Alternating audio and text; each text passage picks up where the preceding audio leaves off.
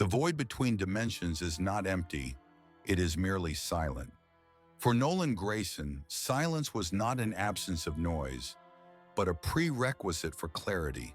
He drifted through the membrane of reality, his trajectory calculated not by navigation computers, but by the innate, subatomic instinct drilled into his genetic code over thousands of years. He was a Viltrumite. To explain what this meant to the inhabitants of the world he was approaching would be like explaining the concept of a supernova to a colony of ants. It was not merely a nationality, it was a biological imperative. Conquest, order, the survival of the fittest, refined until only the absolute remained. Nolan was a scout, a vanguard. His mission was singular. Locate a planet, assess its viability, weaken its defenses from within, and prepare it for integration into the Empire. He had done this before. He would do it again. But as the dimensional rift sealed behind him, knitting the fabric of space-time back together with a sub-audible hum, Nolan felt a tremor in his equilibrium. This was not the target coordinates. The stellar alignment was familiar, Sul, the third rock, the single moon, but the flavor of the atmosphere was wrong. Narrator's note: when a biological entity traverses the dimensional barrier, the synaptic response usually lags behind physical materialization by approximately 0.04 seconds. For a human, this manifests as nausea. For a Viltrumite, whose nervous system operates at a velocity that allows them to perceive the oscillation of light waves, this lag is an eternity. In that fraction of a second, Nolan Grayson analyzed the background radiation of this Earth. He detected a high concentration of artificial isotopes, a saturated mediosphere, and a peculiar biological anomaly present in a fraction of the population. It tasted of chemicals. It tasted of a lab. Nolan stabilized his flight path. He did not plummet. He simply decided to be closer to the ground. The air friction against his white and red uniform created a thermal envelope of 3,000 degrees, yet his skin remained cool, his heart rate resting at a steady 4 beats per minute. He needed to blend in. He needed to observe. But first, he needed to test the structural integrity of this world's heroes. New York City, or at least a version of it. Nolan descended, hovering in the upper troposphere, concealed within the moisture of a cumulonimbus cloud. His vision zoomed, focusing on the streets below. The city was cleaner than the versions he had seen in other timelines, but it was a cosmetic cleanliness, a layer of polish over a rotting core. Everywhere he looked, he saw iconography, billboards, holographic displays, merchandise, the Seven, Vought International, Homelander, Saving America. Nolan floated cross-legged in the air, a posture of absolute relaxation that belied the kinetic potential stored in his muscles. He studied a giant screen on the side of a skyscraper. It showed a man in a blue suit with a cape, a flag draped over his shoulders, smiling with a brightness that didn't reach his eyes. To the average citizen of this earth, Homelander represents the apex of security, a father figure who holds back the dark. To Nolan Grayson, observing from 3 miles up, the image broadcast a different signal. He saw the tension in the jaw, the micro-tremors of a psyche held together by narcissism and adoration. In the Viltrumite Empire, power is the currency of the state. Here, Nolan realized with a flicker of disdain, power was a product to be sold. Nolan adjusted his omnidirectional hearing. He filtered out the traffic, the wind, the heartbeat of 8 million people, and tuned into the specific frequency of high-velocity movement. Whoosh! A blur of blue and silver tore through the streets of Manhattan, a speedster. Nolan's eyes tracked the runner. The subject was moving at Mach 3, impressive for a modified human, but chemically inefficient. The runner's heart was beating arrhythmically, pumping a sludge of adrenaline and a blue synthetic compound through veins that were thickening from stress.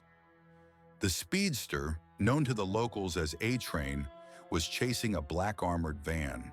A bank robbery, a staged event. It seemed too theatrical. Nolan decided to intervene, not to save the money, not to save the bystanders, but to calibrate the scale. He needed to know if these beings were warriors or actors. Down on the street, the air cracked. A-Train skidded around a corner, the sonic boom shattering store windows. Glass rained down like confetti. The speedster grinned, playing to the crowd, his goggles reflecting the terrified faces of the robbers.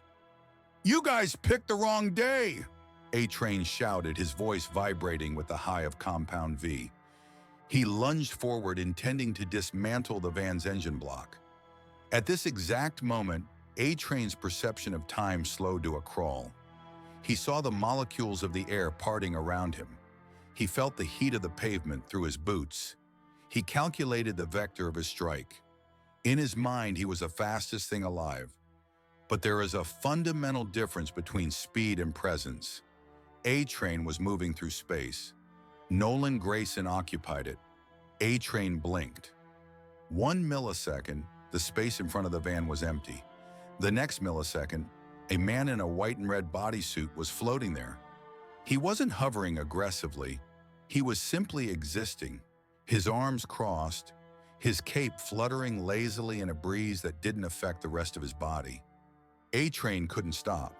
His momentum was too great. He tried to veer left, his neurons firing a panic signal, but the laws of physics in this universe were cruel to those who borrowed power rather than owned it. Crack. A-Train slammed into Nolan's chest. It was not a collision. A collision implies two forces meeting. This was a pebble hitting a mountain. The impact sent a shock wave ripple through the asphalt, cratering the road for 20 feet in every direction. The robbers in the van were knocked unconscious by the sheer displacement of air. Nolan didn't move. He didn't blink. He didn't shift his weight. He looked down at the speedster, who was now crumpled at his feet, clutching a shattered collarbone. A-Train wheezed, gasping for air, looking up in sheer, unadulterated confusion. What are you?" Nolan floated downward until his boots touched the ground. He looked at A-Train, not with malice, but with the detached curiosity of a biologist examining a specimen that had failed a survival test. "You're fast," Nolan said. His voice was calm, baritone, and terrifyingly level. "But you run without looking. In the void, that gets you killed." The choice not taken. For a microsecond, the thought crossed Nolan's mind to simply step on the speedster's skull. It would have been efficient. It would have established dominance immediately. The Viltrumite logic dictated that the weak should be culled to improve the gene pool.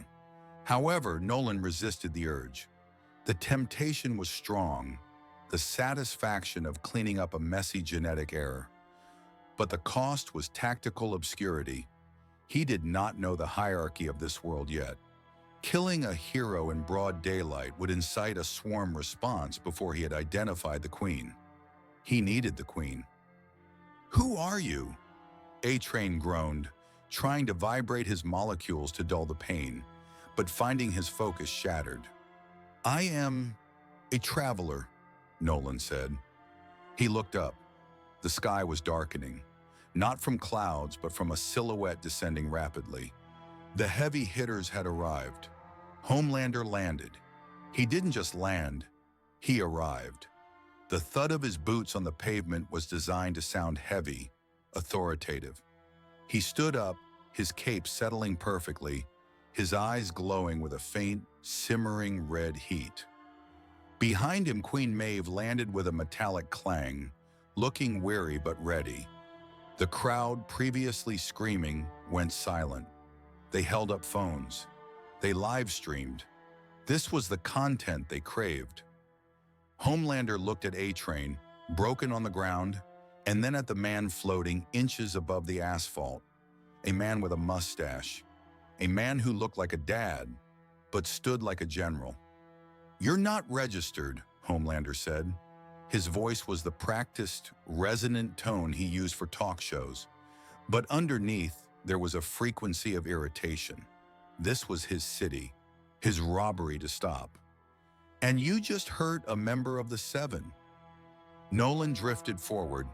He was slightly shorter than Homelander in flight, but he adjusted his altitude to be exactly eye level. "He ran into me," Nolan stated. "I merely stood still."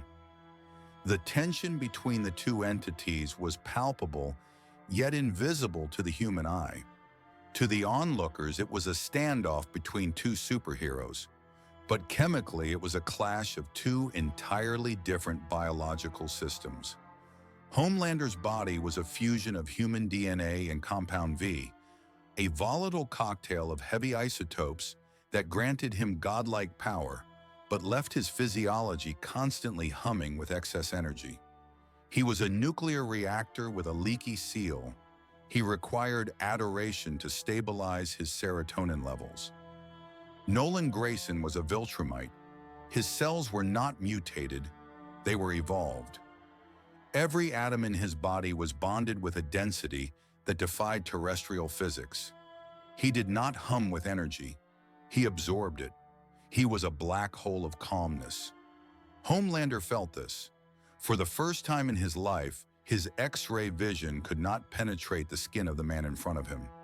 He saw a surface he could not scratch, and it terrified him.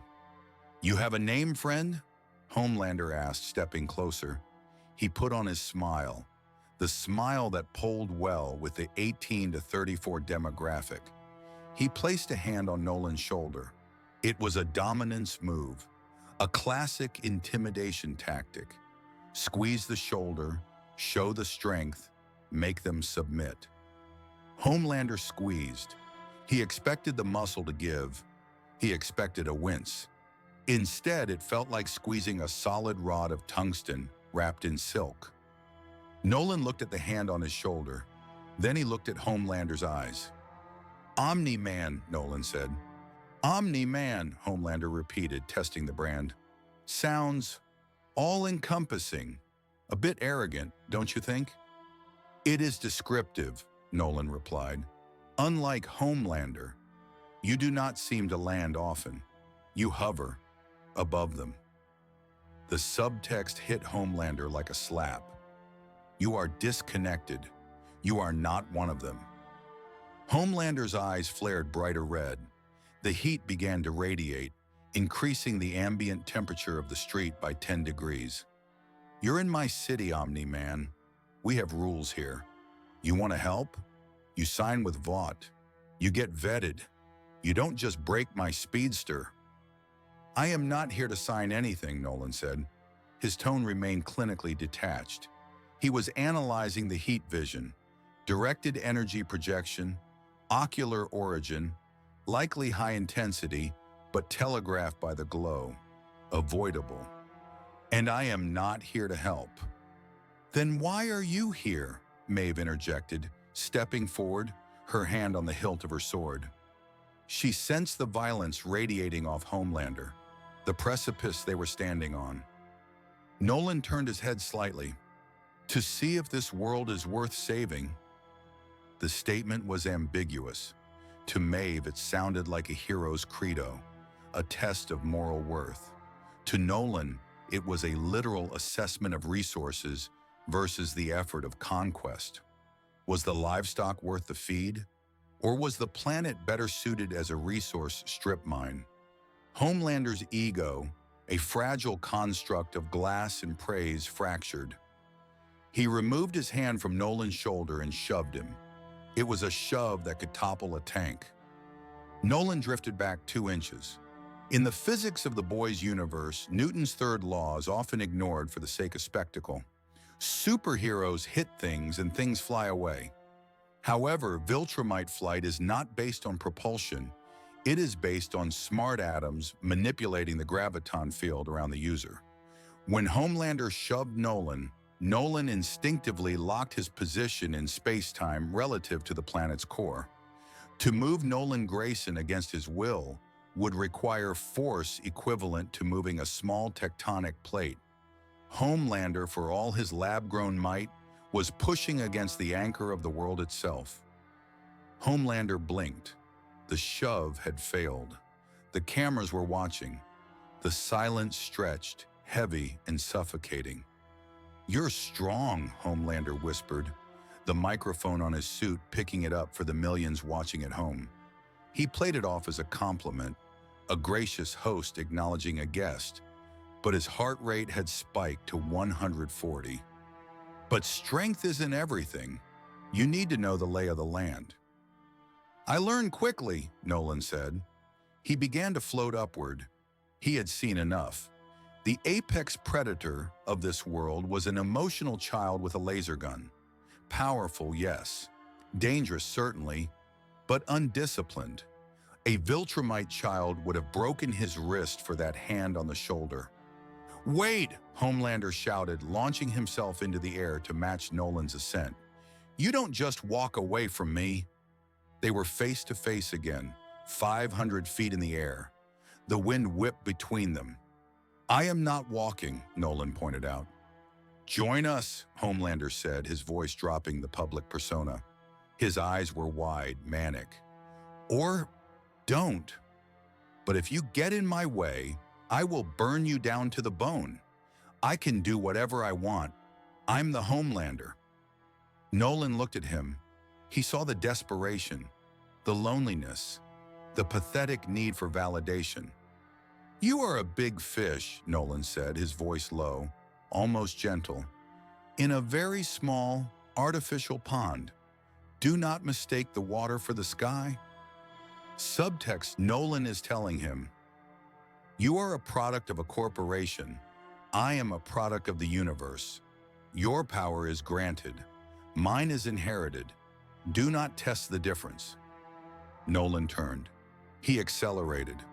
The sonic boom that followed was not merely a breaking of the sound barrier. It was a violent displacement of the atmosphere that shattered the glass of the Vought Tower 3 blocks away. Nolan did not accelerate gradually. He went from 0 to Mach 10 in 0.02 seconds. The human eye captures images at roughly 60 frames per second. Between one frame and the next, Omni-Man simply ceased to exist in the visual spectrum of the cameras. He was gone. Homelander was left floating alone in the sky, the dust settling on his cape, the vibrations of Nolan's departure still rattling his teeth. For the first time since he emerged from the vat, Homelander felt something alien. He felt slow. Nolan slowed down over the Midwest. The landscape here reminded him of the farmhouse he would eventually buy in his own timeline.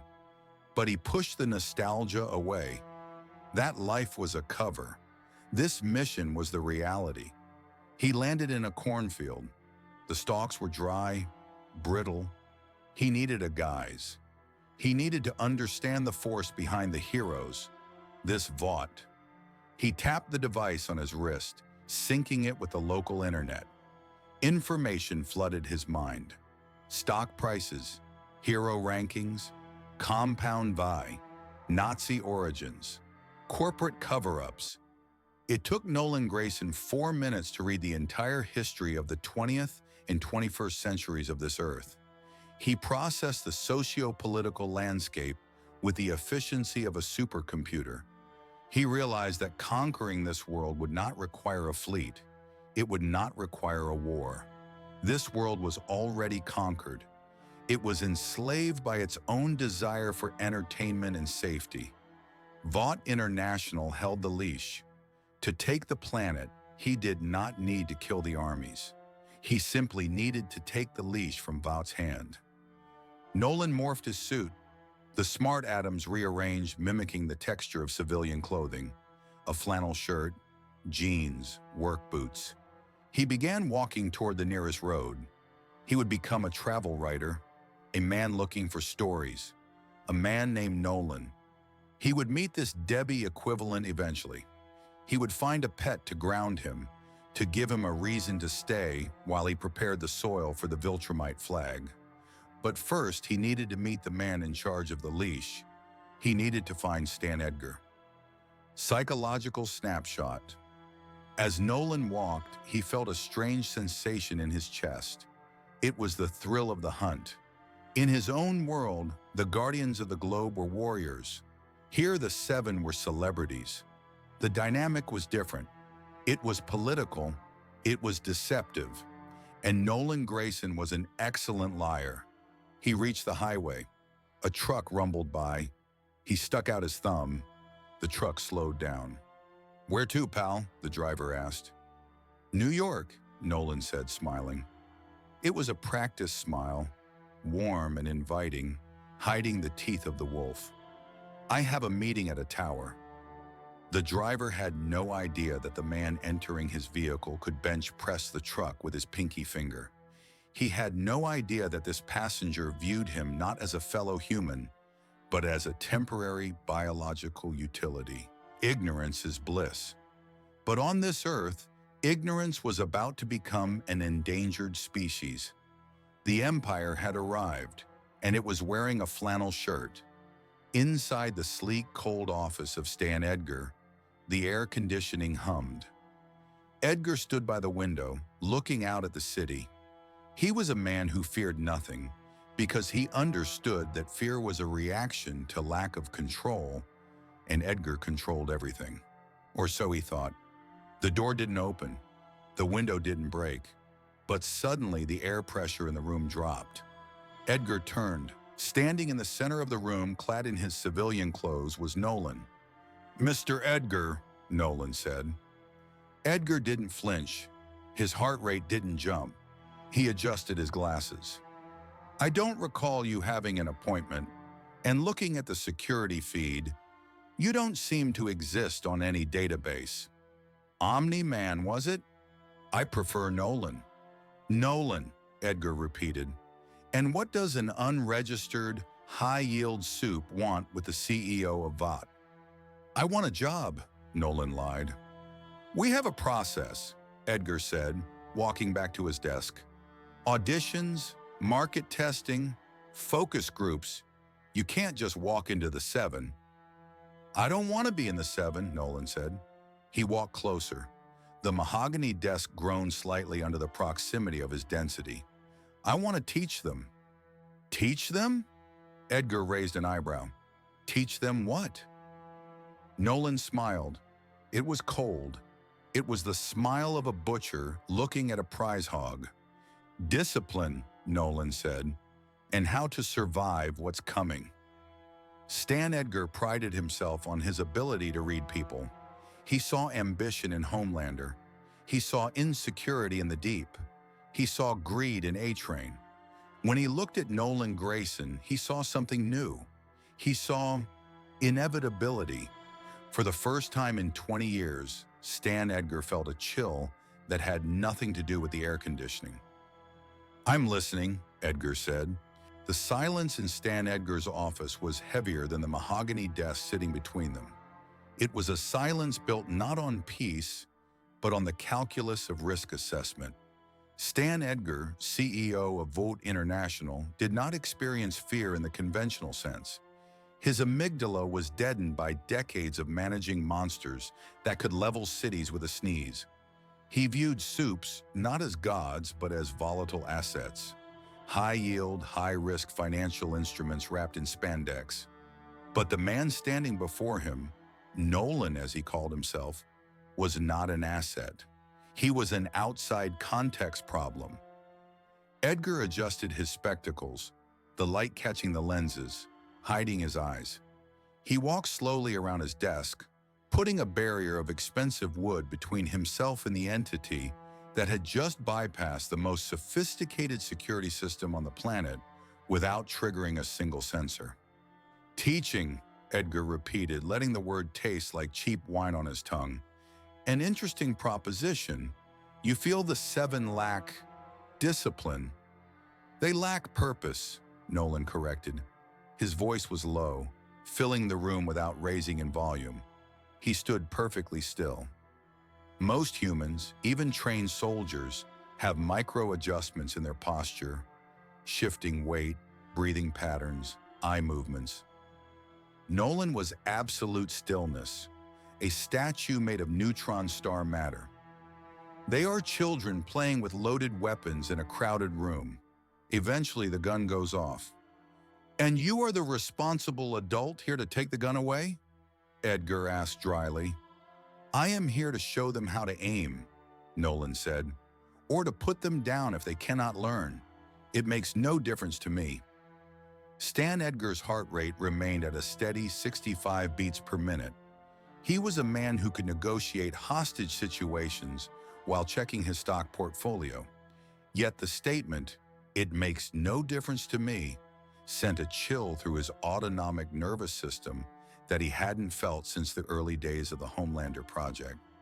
The difference was palpable. When Homelander threatened violence, it was a scream for attention, a narcissistic tantrum. When Nolan Grayson spoke of putting them down, it was a statement of waste management logistics. It was the difference between a murderer and an exterminator. Edgar realized two things simultaneously. First, Homelander could not kill this man. Second, if this man remained unchecked, Vought International would cease to exist within a financial quarter. "You're an unknown quantity, Nolan," Edgar said, sitting down. He gestured to the chair opposite him. Nolan did not sit. "And in my business, unknown quantities scare the shareholders. You want access to the seven? You want to teach them? You have to be inside the tent." "I am inside your office," Nolan pointed out. "You know what I mean." "The narrative," Edgar said, leaning forward, his voice dropping to the confidential tone of a conspirator. "The public doesn't want a drill sergeant in the shadows. They want a savior in the spotlight. They want to buy the action figure. If you want to influence my team, you have to be on the team. You have to join the seven." Nolan stared at Edgar. For a Viltrumite, joining a local superhero team was the equivalent of a human scientist agreeing to join a chimpanzee hunting party. It was beneath him. It was absurd. The instinct versus the tactic. Every fiber of Nolan's imperial conditioning screamed at him to vaporize Edgar for the insult, to flatten the tower and declare martial law over this pathetic mudball. It would take less than an hour, but the scout's logic prevailed. This world was driven by media, by perception. Vought controlled the perception. To dismantle the defenses efficiently, he needed to control Vought from the inside out. Homelander was the current kingpiece. To topple him, Nolan needed to stand next to him on the board. A silence stretched. A microsecond for Nolan, an uncomfortable eternity for Edgar. "Very well," Nolan said. Edgar didn't exhale, but the tension in his shoulders eased by a millimeter. He opened a drawer and pulled out a tablet. It was already loaded with a standard Tier 1 talent contract. "We'll need a backstory, something wholesome, Midwestern, relatable," Edgar said, tapping the screen. "A name. Omni-Man is a bit aggressive, but we can workshop it. Maybe soften the edges with a family angle." Nolan looked at the tablet as if it were a soiled rag. "I do not require a family." "The demographics do," Edgar countered sharply. "Homelander is the golden bachelor. Maeve is the strong, independent woman. We need the responsible father figure, the anchor. It plays well in the flyover states. It makes your intensity palatable." He looked up over his glasses. "If you're going to be Omni-Man, you need to show them you're also just a man." Nolan considered this, a disguise within a disguise, a pet to make him seem domesticated. "Acceptable," Nolan said. Edgar slid the tablet across the desk. "Sign at the bottom. Welcome to Vought family, Nolan. Try not to break anything expensive on your way out. Nolan placed his thumb on the scanner. The glass cracked under the pressure, spiderwebbing across the screen, but the biometric data registered. Contract sealed. The invasion had officially begun with a corporate merger. Location: Westchester County, New York suburbs. The air smelled of freshly cut grass, fertilizer, and upper-middle-class anxiety. The houses were large colonial facades hiding modern interiors, each separated by enough land to offer the illusion of privacy, but not the reality of it. A black Vought SUV sat in the driveway of a particularly pristine 5,000-square-foot home. Standing on the porch, looking at the oak double doors, was Nolan. He wore khaki pants and a light blue button-down shirt, the sleeves rolled up to reveal forearms that could shatter diamonds. The clothes felt alien, constricting in their softness. Next to him stood Sarah Wagner. Sarah was Vought's preferred real estate liaison for specialized talent. She was 34, sharp-featured, with blonde hair cut in an efficient bob, and eyes that had seen too many superheroes crash through too many drywall partitions. Her job was to find cages comfortable enough that the animals didn't feel the need to escape. She was currently terrified. Sarah Wagner was accustomed to the unique energy signature of soups. Deep had a musk of chlorine and desperation. A-Train vibrated with restless, chemical energy. Homelander radiated a terrifying, needy heat that felt like standing next to an unstable microwave. Nolan was different. Standing next to him felt like standing next to a deep cavern. There was no radiation, no vibration, just an overwhelming sense of density. Gravity seemed to pull slightly harder in his immediate vicinity. He was too quiet, too still, and entirely too polite. "It's, got great bones," Sarah said, her professional smile feeling brittle on her face. She jangled the keys, the sound loud in the suburban quiet. 4 bedrooms, 3.5 baths, radiant heat flooring, gourmet kitchen with a wolf range. The previous owners were highly motivated sellers. They had been relocated after Black Noir threw a supervillain through their conservatory during a covert operation. Nolan looked at the house. It was made of wood and brick, flammable, fragile. A strong wind on Viltrum would level this entire neighborhood. "It is adequate," Nolan said. His voice, stripped of its command tone, sounded strangely hollow. He was practicing his dad voice. It needed work. Sarah unlocked the door. "Shall we take a look inside? The foyer is quite dramatic." They stepped inside. The house smelled of lavender cleaning products and emptiness.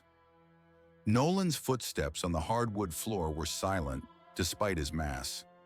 He moved through the space like a ghost in a machine. Sarah chattered, filling the void with specs about square footage and school districts. Nolan tuned her out, his auditory canals adjusting to filter the ambient noise of the eastern seaboard.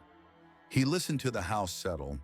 He heard a termite chewing wood in the attic, framing 3 floors up. He heard the water flowing in the pipes beneath the foundation. He walked into the kitchen. A massive slab of Carrara marble sat on top of the island. "Great for entertaining," Sarah said, leaning against the counter, trying to gauge his reaction. Most soups immediately asked about the media room or the reinforced basement. Nolan just stared at the stone. "You seem different than the others, Nolan, if you don't mind me saying." Nolan turned his head slowly. His blue eyes, usually cold, softened into a simulation of human interest. "Different how, Sarah?" "Less loud," she ventured. "Most of the talent Vought sends my way. They walk in like they own the place before they've even signed the mortgage. You walk in like you're inspecting a hotel room you might check out of tomorrow." Nolan smiled. It was a good smile. He had practiced it in the mirror of the Vought jet. Crinkle the eyes, show 70% teeth. Warmth. I move around a lot, Nolan said. I prefer to travel light. But Mr. Edgar insists I put down roots. For the image. Right. The image, Sarah said, a hint of cynicism bleeding through her realtor persona. She'd read the memo. Omni-Man, the dependable patriarch, the stabilizing force. It was all branding. She looked at him, really looked at him. He was handsome, in a rugged, timeless sort of way. Not the plastic perfection of Homelander, but something harder, more weathered. He looked like the kind of man who could fix a carburetor or build a deck. It was a compelling mask. Well, Sarah said, pushing off the counter, feeling a strange flutter in her stomach that she immediately categorized as professional hazard. If you're going to play the part, you need the set. This is the best set available in this zip code. Then I will take it, Nolan said. Furnished. Sarah blinked. Just like that. Don't you want to see the upstairs? The master suite has a jacuzzi tub with jets that could massage a rhino. I do not require a jacuzzi, Nolan said. He walked toward the living room windows, looking out at the manicured backyard and the line of identical fences separating the identical lives. This will serve its purpose. Sarah interpreted his stoicism as a refreshing lack of ego, a man focused on duty rather than luxury. She found it strangely attractive in a world of narcissists. Nolan interpreted the backyard as an adequate landing zone with clear sightlines to the horizon, and the basement as a suitable location for a secure communications array to contact the Viltrumite flotilla once the planet was pacified. They were looking at the same lawn, seeing two completely different realities. Okay then, Sarah exhaled, pulling out her phone to call the office. Sold to the man of mystery. I'll get the paperwork started. Vought usually handles the down payment, but you'll need to sign some disclosures. Sarah, Nolan said, not turning away from the window. Yes? I am unfamiliar with the customs of this region, he said. The lie tasted like ash, but he committed to the bit. Perhaps you could assist me with acclimating, beyond the real estate. Sarah paused. Her thumb hovered over her phone screen. Was a member of the Seven asking her out? No, that was absurd. It was a professional request for guidance. Or was it? She looked at his broad back, the way the cheap khaki stretched tight across his shoulders. What did you have in mind? She asked cautiously. He turned. The sunset behind him framed his silhouette, making him look impossibly large against the suburban window. Dinner, Nolan said. Tonight, somewhere, normal. I need to understand what normal is here. Location, the Gilded Fork, downtown. 8 p.m. The restaurant was designed to feel intimate while charging exorbitant prices. Low lighting, exposed brick, jazz music that sounded like it was being played through a filter of expensive scotch. It was loud. For Nolan, it was a cacophony. The human brain processes auditory information by filtering out background noise to focus on immediate threats or conversations. Nolan's brain processed everything. He heard the scraping of silverware on china from 40 tables simultaneously. He heard the heartbeat of the maitre d' accelerating as he recognized the nouveau hero. He heard the low-frequency rumble of the subway 3 streets over. He heard the fibrous tearing of meat as the man at the next table chewed a medium-rare steak. It was a suffocating ocean of sensory input.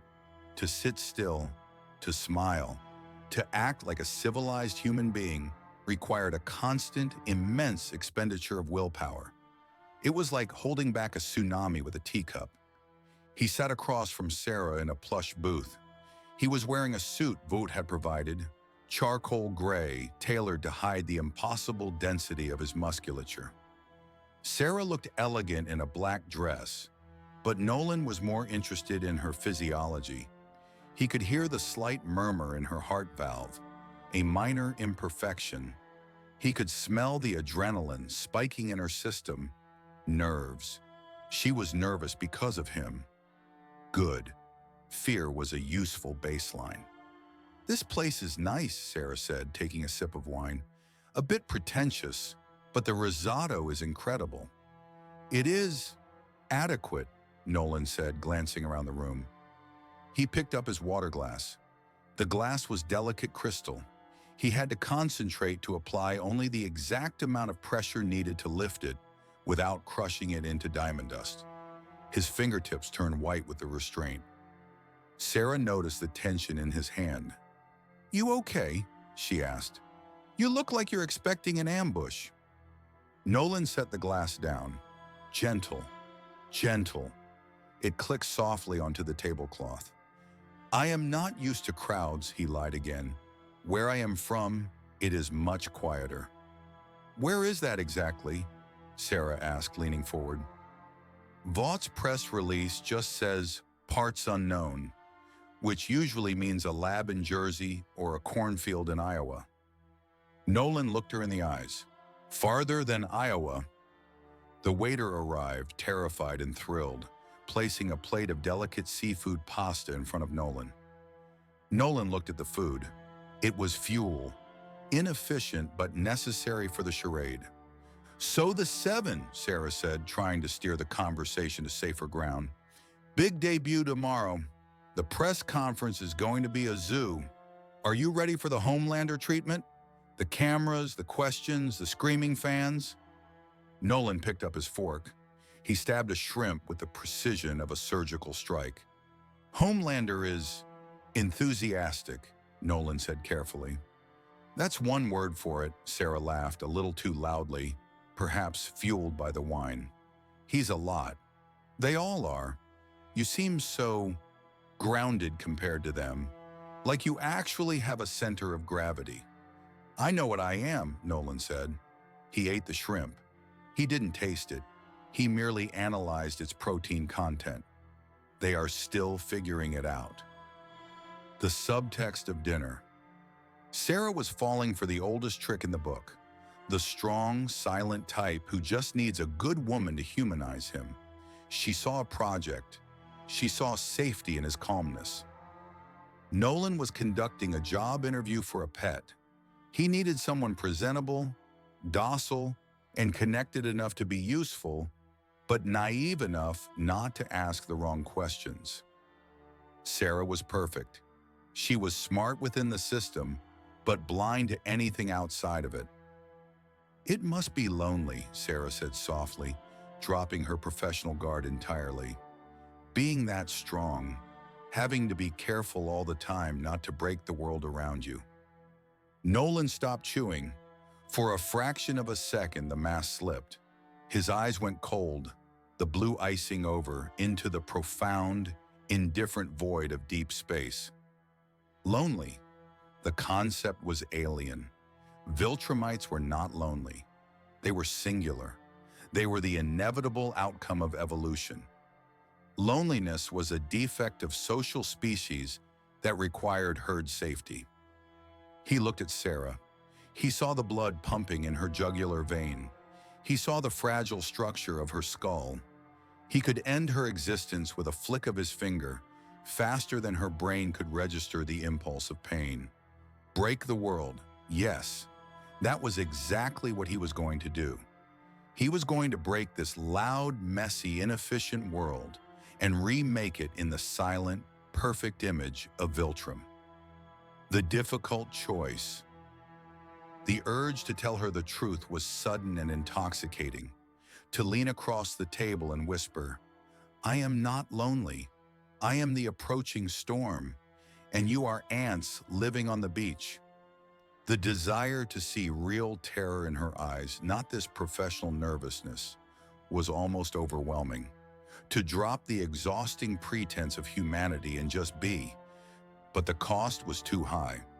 The mission required the mask. The efficiency of the conquest depended on the lie. The moment passed. The ice melted back into the warm, crinkled dad eyes. Nolan swallowed the food. "It has its challenges," he said gently. He reached across the table and placed his hand over hers. His skin felt incredibly dense to her, like warm stone, but his touch was surprisingly light. "That is why I need to learn what normal is," Nolan said, delivering the line with perfectly calibrated vulnerability. "Perhaps you can teach me, Sarah." Sarah looked at his hand covering hers. She felt a thrill that was half attraction, half primal warning bell. She ignored the bell. "I'd like that, Nolan," she whispered. The contract was signed. The house was bought. The human camouflage was secured. Nolan smiled his 70% smile. Underneath the table, his free hand gripped his own knee so hard the fabric of his suit trousers began to tear. The only outlet for the screaming rage of a god forced to play house with insects.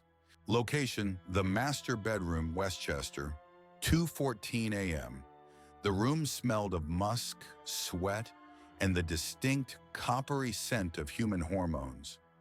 Sarah Wagner lay asleep, her breathing deep and rhythmic, entering the third stage of REM sleep. Her body was exhausted. Her mind was satisfied. Nolan Grayson lay next to her, staring at the ceiling. He was not exhausted. He was not satisfied. For a human, the act of copulation is a flood of oxytocin and dopamine, a chemical reward system designed to encourage bonding and reproduction. For a Viltrumite, the act is a high-wire exercise in physics and restraint. Nolan had spent the last hour performing a series of calculated micro-movements. He had to consciously limit the contractile force of his skeletal muscles to 0.001% of their potential. If he had allowed himself a moment of true passion, a single uncontrolled spasm of his quadriceps would have snapped Sarah's femur like a dry twig. He felt no connection.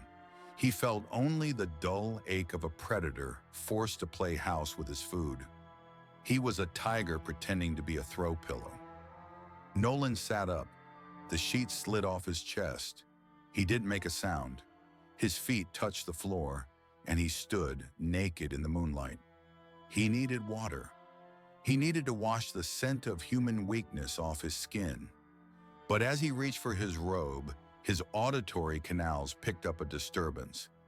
It wasn't a noise.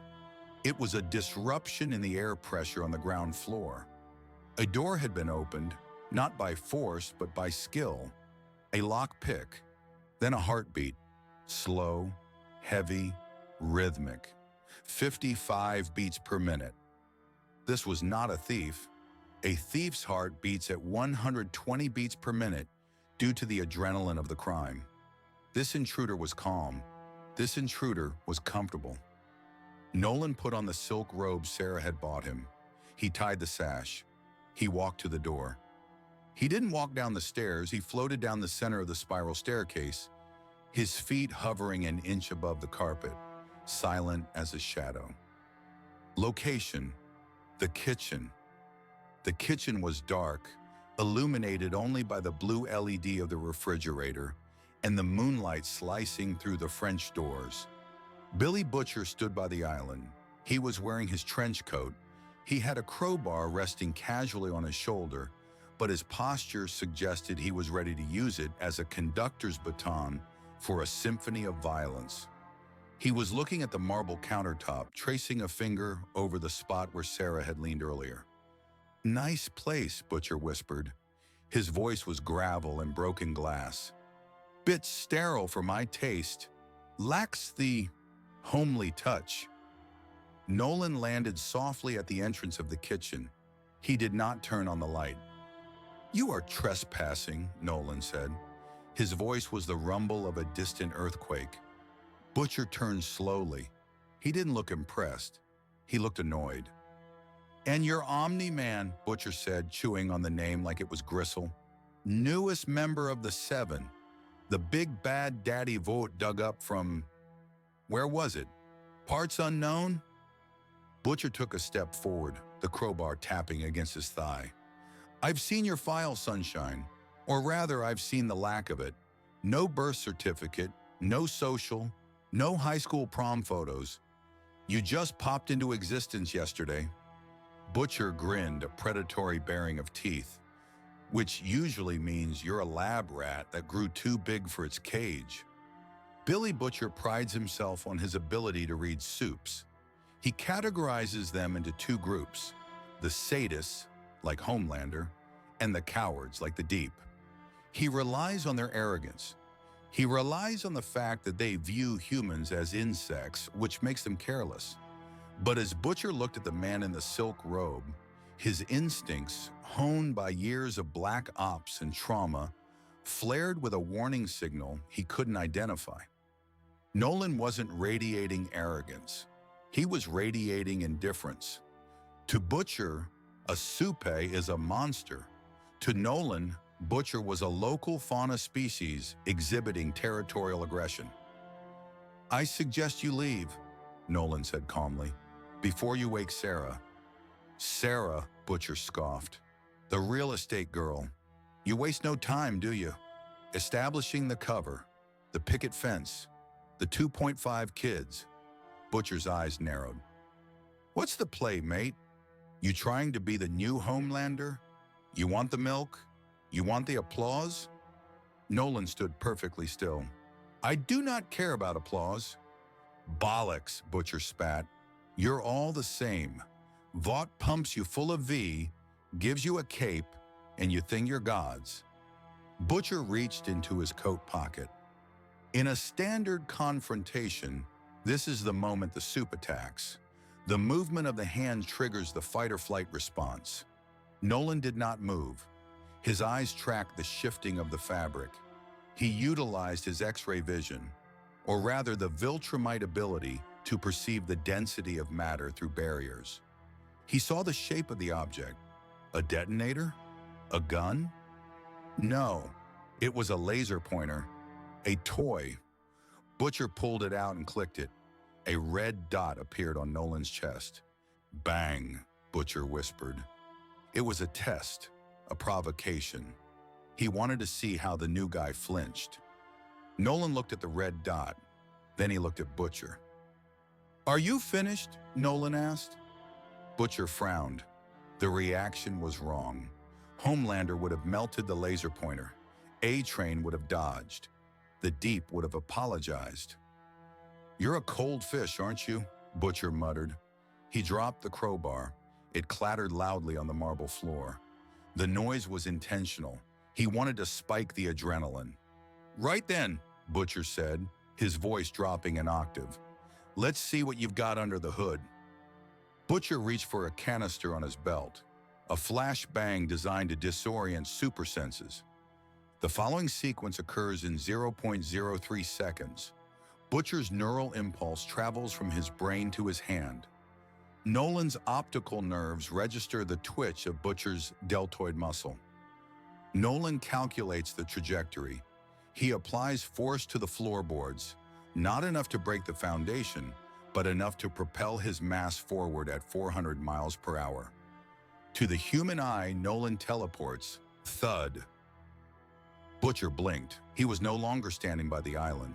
He was pinned against the far wall, his feet dangling 6 inches off the ground. Nolan's hand was wrapped around Butcher's throat. Butcher gasped, his windpipe compressed but not crushed. He clawed at Nolan's wrist. It was like clawing at a steel beam. You are slow, Nolan said. His face was inches from Butcher's. There was no anger in his expression, only clinical observation. Your heart is straining. Your cortisol is high.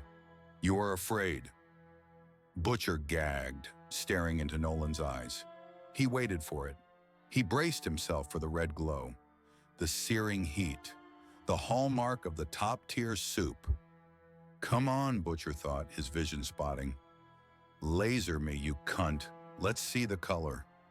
Butcher knew that if he could survive the initial blast, He could analyze the recharge time. He could find the weakness. He stared into Nolan's blue eyes. They remained blue. This was the anomaly. In the Vought universe, high-tier power is almost always accompanied by energy projection. It is a side effect of compound Fa, the body venting excess radiation.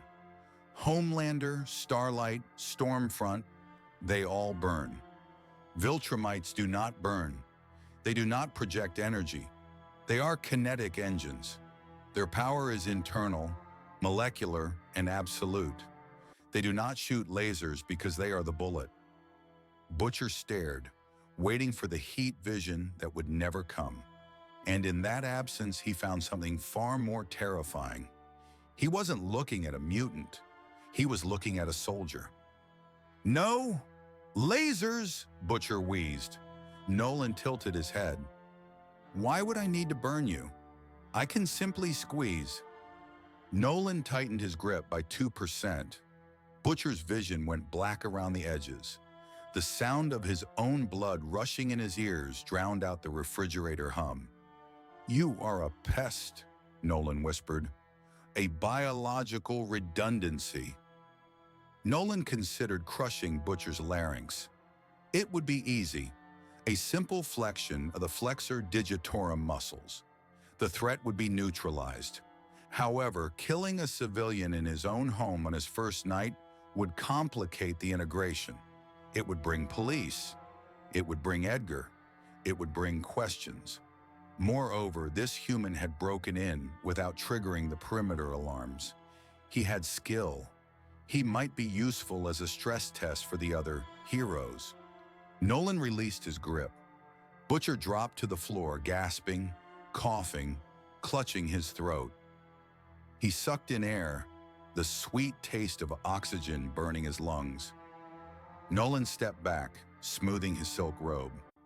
"Get out," Nolan said. Butcher scrambled up, using the wall for support. He looked at Nolan with a mix of hatred and confusion. He had faced death 100 times, but he had never faced this. "You're not Vought," Butcher rasped, his voice damaged. "I don't know what the fuck you are, but you ain't one of theirs." "I am Omni-Man," Nolan said, turning his back on Butcher to pour himself a glass of water from the tap, a gesture of ultimate disrespect. "I am so unthreatened by you. I will hydrate while you stand there." "You're something else," Butcher muttered, backing toward the French doors. "And I'm gonna find out what." "Do not break the lock on your way out," Nolan said, taking a sip. "Sarah is fond of this house." Butcher hesitated at the door. He looked at the man in the robe, drinking tap water in the dark. "This ain't over, sport," Butcher said. "It never began," Nolan replied. Butcher slipped out into the night. As Billy Butcher limped through the backyard, his mind raced. No heat vision, no energy signature, just raw, impossible speed and density. He dialed Huey on his burner phone. "Huey," Butcher rasped, "wake up. We've got a problem, a big one." And he doesn't glow. Inside the kitchen, Nolan crushed the glass in his hand, not out of anger, but to test the structural integrity of the crystal. It turned to dust. He swept the dust into the trash, washed his hands, and floated back upstairs to lie next to the woman he felt nothing for, in a world he intended to break.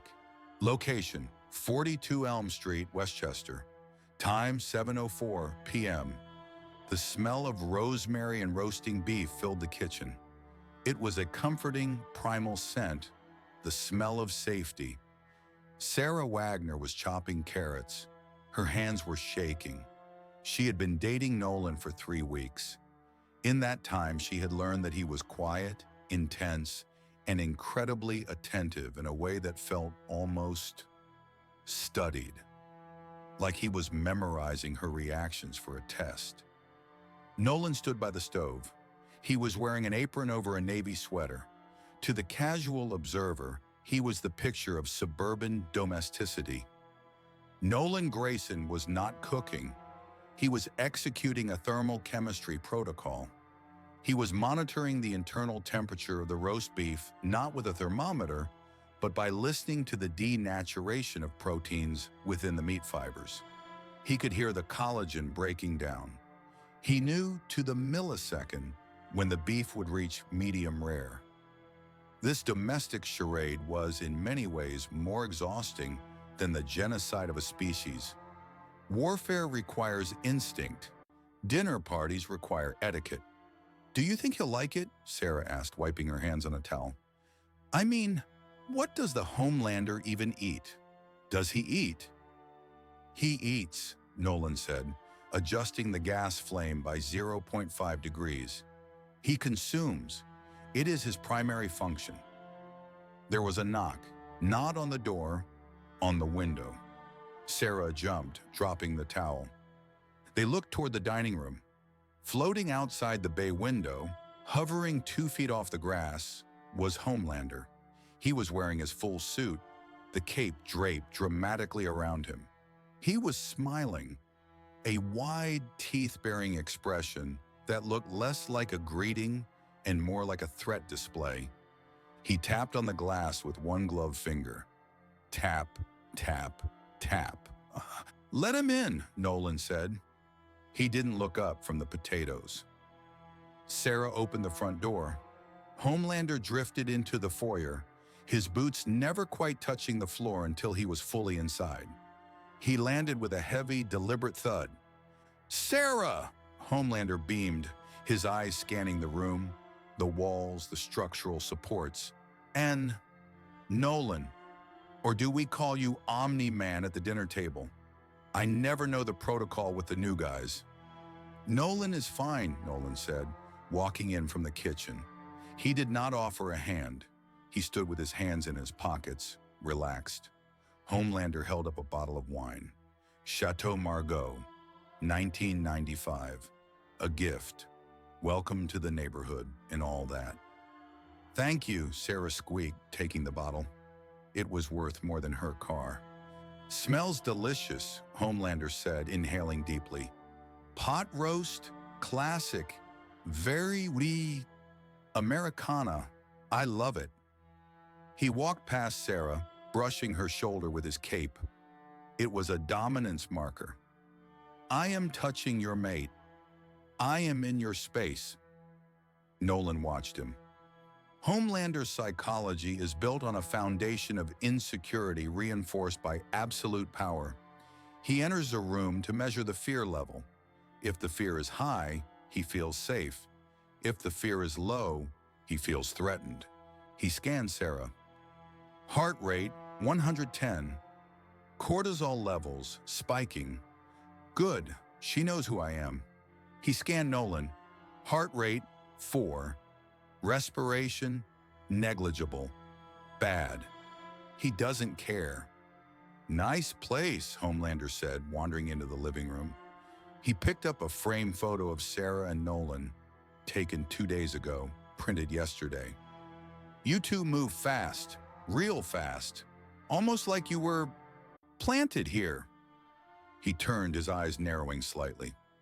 "I know what I want," Nolan said simply. "When I see it, I take it." The double meaning hung in the air like smoke. "Is that so?" Homelander laughed. It was a sharp, barking sound. "Well, I guess we have that in common." They sat at the dining table. The roast was served, the wine was poured. Sarah sat between them, a fragile, biological buffer between 2 nuclear warheads. Homelander ate aggressively. He cut his meat with unnecessary force, the knife screeching against the porcelain. He chewed with his mouth slightly open, a display of primal ownership. Nolan ate with mechanical precision. Every bite was identical in size. Every chew was calculated for maximum nutrient absorption. "So," Homelander said, swirling his wine, "tell us, Nolan, where are you really from? The files are so vague." "A small planet." "Which one?" "I've got good vision. I've seen a lot of the stars." "You have seen the light from the stars," Nolan corrected gently. You have not seen the stars. There is a difference. Homelander stopped chewing. Excuse me? You stay in the atmosphere, Nolan explained as if teaching a slow child. You look up. You do not go out. You do not know what is out there. And you do? Homelander challenged, his voice dropping. The air in the room grew hot. The wine in Sarah's glass began to tremble. I traveled a long way to get here, Nolan said. Why? Homelander leaned forward. Why here? Why Earth? Why Vought? To help, Nolan lied. The lie was perfect because it was technically true. The Viltrumite definition of help is to bring a primitive civilization into the fold of the Empire, improving their technology and longevity in exchange for total servitude. To a farmer, helping the cow means feeding it, sheltering it, and eventually slaughtering it. Nolan was simply the farmer. To help? Homelander repeated, skeptical. He turned his gaze to Sarah. And you, Sarah, how do you like dating a man of mystery? Does he have a temper? Does he break things? Homelander reached out and placed his hand on Sarah's arm. He squeezed, just a little. I bet he's strong, Homelander whispered. I bet you have to be careful. Sarah flinched. The heat radiating from Homelander's hand was uncomfortable. He's very gentle, Sarah stammered. Nolan stopped eating. He placed his fork down. Clink. The sound was soft, but it cut through the tension like a guillotine blade. Nolan looked at Homelander's hand on Sarah's arm. John, Nolan said. Homelander froze. Nobody called him John, not to his face. You are making her uncomfortable, Nolan stated. Remove your hand. The silence that followed lasted 4.2 seconds. In that time, Homelander ran 1,000 simulations. He could laser Sarah, he could punch Nolan, he could burn the house down, but he looked at Nolan's eyes. Usually when Homelander threatened a loved one, the hero would get angry.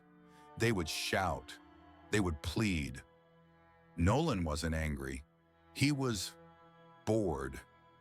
He looked like a man watching a fly crawl across a table, deciding whether to swat it or ignore it. That lack of emotional engagement terrified Homelander more than any threat. It implied that Sarah wasn't a hostage to Nolan. It implied that nothing mattered to him. Homelander laughed again, pulling his hand back. Relax, just teasing. God, you two are so serious. No sense of humor. He stood up, wiping his mouth with a napkin. He threw the napkin onto the half-eaten roast. I should get going, Homelander said. Duty calls. Crime doesn't sleep, right? He walked to the window, not the door. Oh, and Nolan? Homelander paused, his eyes glowing faintly red. Nice house. But you know, wood burns. Be careful. Stone does not, Nolan replied instantly. Homelander's jaw tightened. He didn't understand the physics of the retort, but he understood the defiance. He launched himself out the window, shattering the glass. Crash. Shards of glass sprayed across the room. The wind howled in. Homelander was gone, a sonic boom rattling the china cabinet. Sarah stood up, shaking, staring at the broken window. The cold night air rushed in. He broke the window, she whispered. He threatened us. She turned to Nolan, expecting comfort, expecting him to be shaken. Nolan remained seated. He picked up his wine glass. He took a sip. The window is insured, Nolan said calmly. Sarah stared at him. Nolan, he's a monster. He could have killed us. Nolan looked at her. At this moment, Nolan Grayson made a calculation. He needed to reassure the pet. If the pet remained in a state of high cortisol, she would be useless as a cover. She would draw attention. He needed to offer her safety. But he could not offer her false hope. He had to offer her the only thing a Viltrumite respects: power. Nolan stood up. He walked over to the broken window. He crunched over the glass shards, his boots grinding them into dust. He looked out into the dark sky where Homelander had vanished. "He will not kill us," Nolan said. "How do you know?" Sarah cried. "You saw him! He's insane!" Nolan turned to her. The moonlight hit his face, casting long shadows over his eyes. For a second, he didn't look like a dad. He looked like a statue of a warlord carved from cold marble. "Because," Nolan said, his voice dropping to a subsonic rumble that vibrated in Sarah's chest, "I am not trapped in here with him."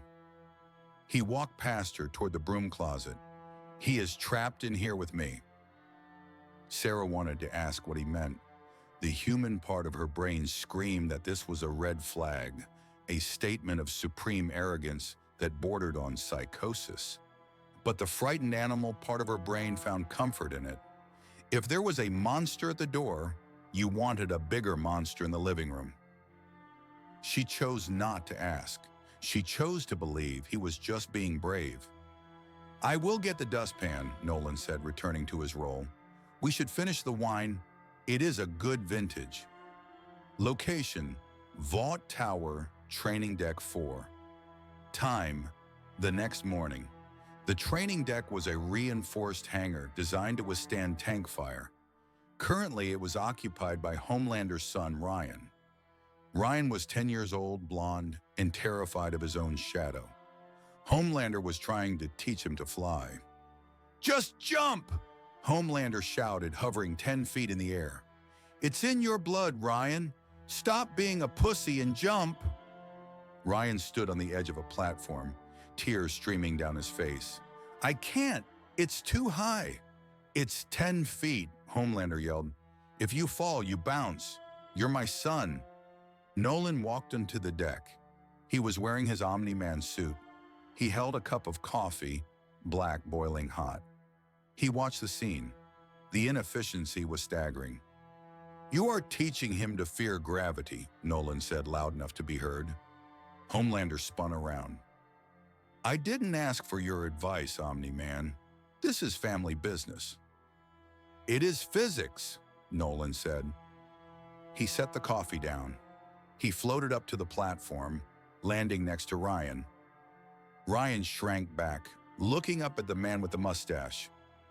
"He's yelling at you," Nolan said to the boy. His voice was not soft, but it wasn't angry. It was factual. Yelling activates the amygdala. It freezes motor function. You cannot fly if you are frozen. I don't want to fall," Ryan sniffled. Nolan looked at the boy. He sensed the potential, the hybrid DNA. Weaker than a Viltrumite, yes, but stronger than the trash on this planet. "You won't fall," Nolan said, "because you are not heavy." "I am," Ryan said. "No," Nolan corrected. "The Earth is heavy. You are simply choosing to let it pull you. Stop letting it." This was the fundamental difference in philosophy. Homelander believed flight was a power, something you did. Nolan understood flight as a state of being, a manipulation of the smart atoms to reject the tyranny of mass. To Homelander, you pushed against the air. To Omni-Man, you simply decided the air wasn't there. "Close your eyes," Nolan ordered. Ryan hesitated, then obeyed. "Don't listen to him, Ryan," Homelander shouted. "Ryan, look at me." "Keep them closed," Nolan commanded. His voice cut through Homelander's shouting like a blade. "Feel the floor.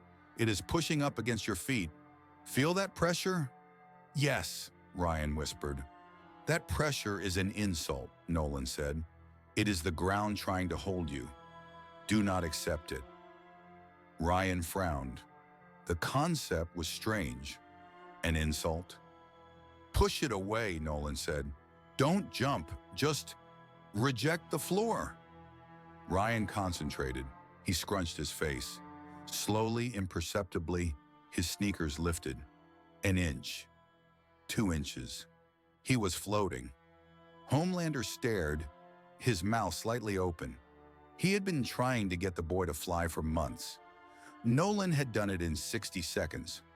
Ryan opened his eyes. He gasped, wobbling.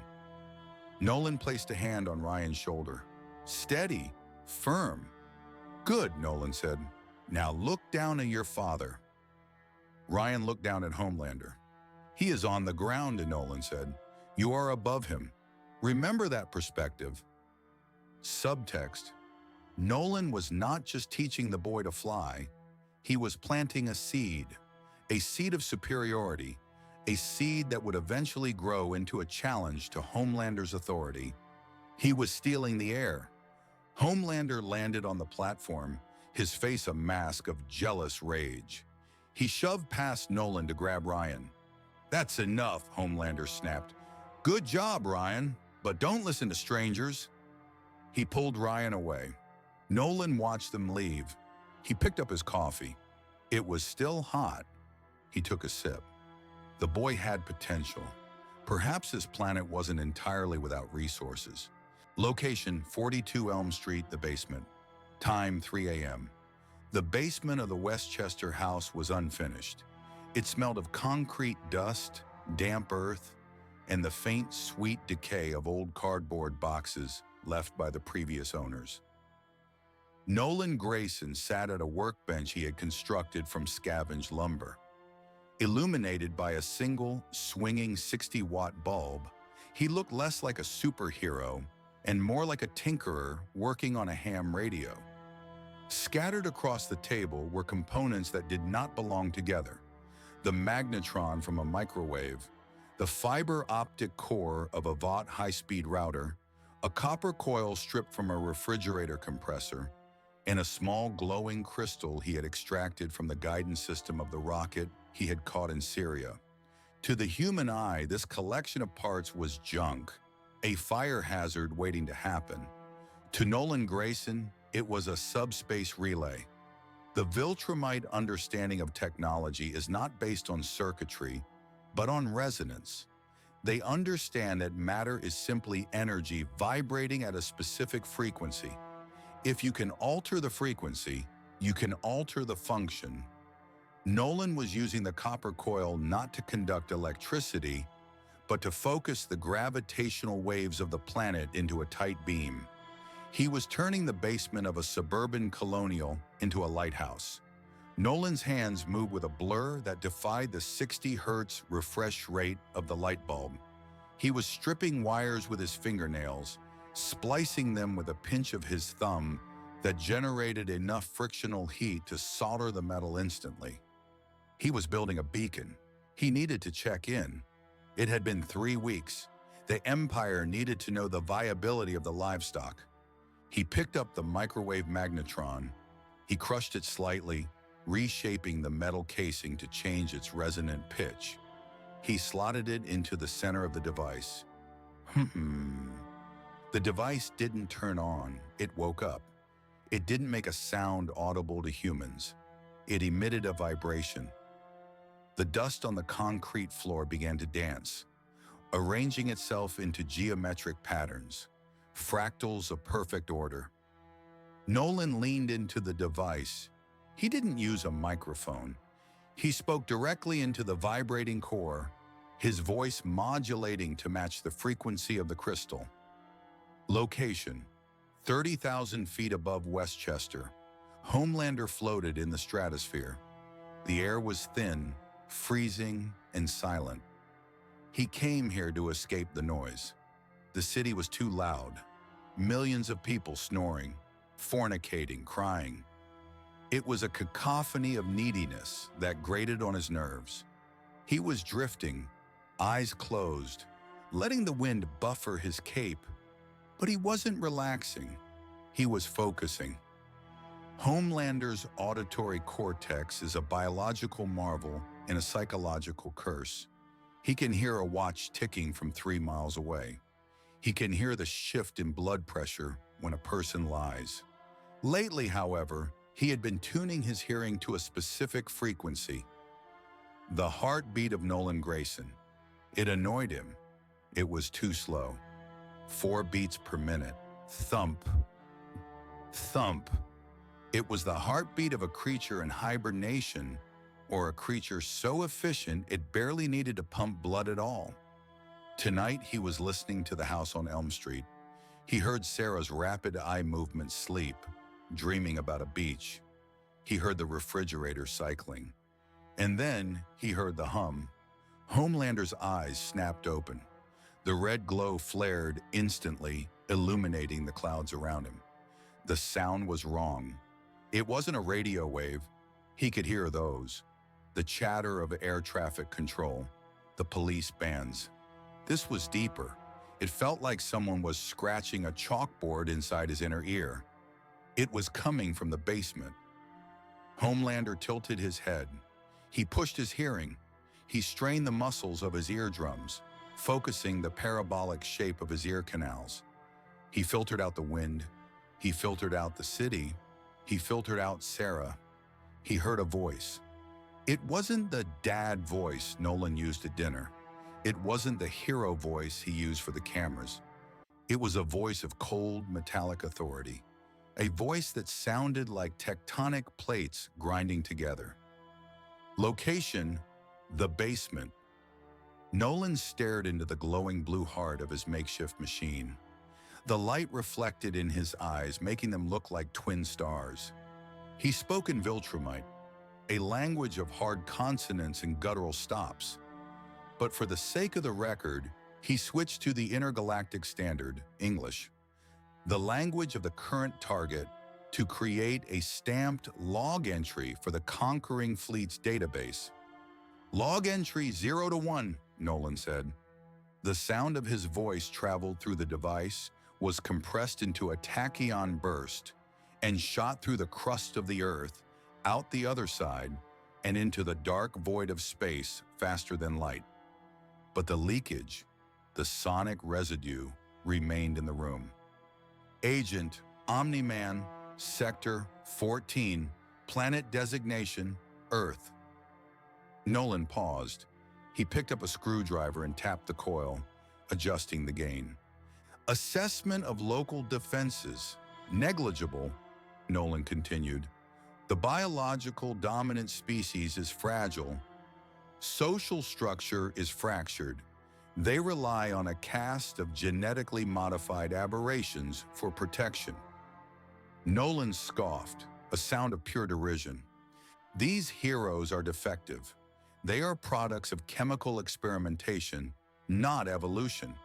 Their leader, the one designated Homelander, exhibits signs of extreme psychological instability and narcissism.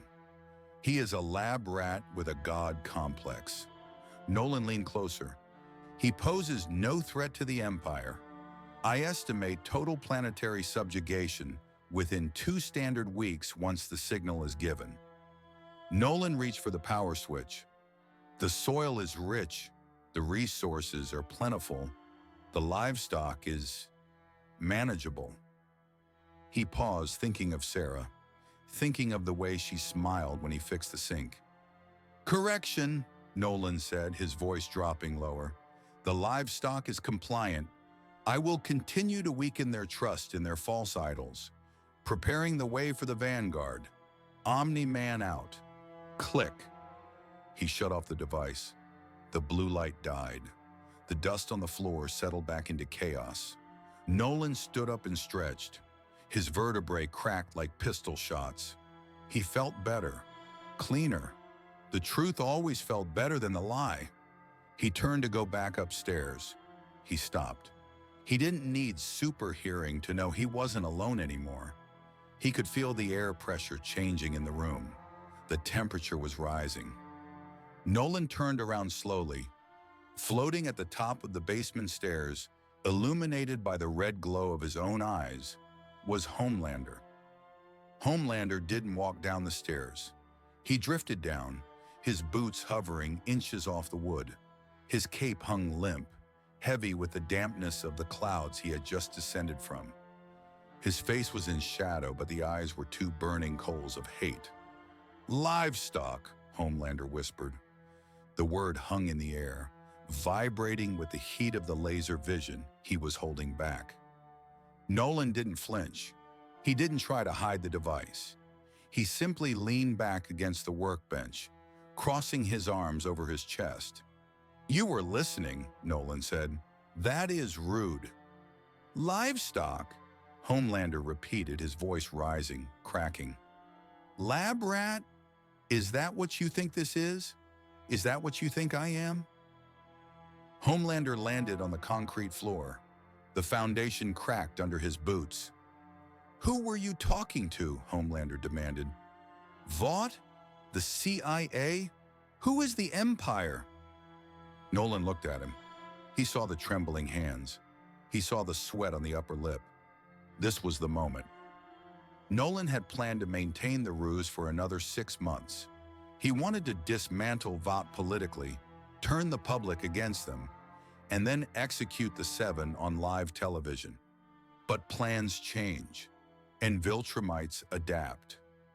Nolan looked at Homelander and realized that the charade was over. There was no point in wearing the mask for a dead man.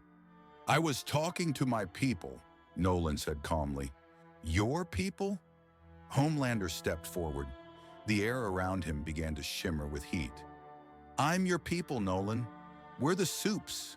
We're the gods of this pathetic little planet, and you're selling us out?" "We are not the same," Nolan said.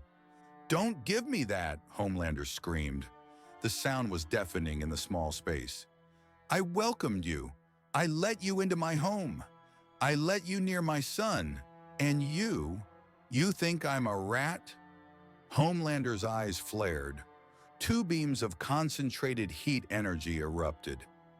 Visceral detail. Homelander's heat vision is capable of reaching temperatures of 5,000 degrees Fahrenheit. It cuts through aircraft carriers. It melts steel like butter. He aimed directly for Nolan's chest. Z-A-A-P. The beam struck Nolan. Smoke filled the room. The smell of ozone and burnt flannel was overpowering. Homelander kept the beam on for 3 full seconds. He wanted to burn a hole through this arrogance. He wanted to see the heart beating inside the chest and cook it. He stopped.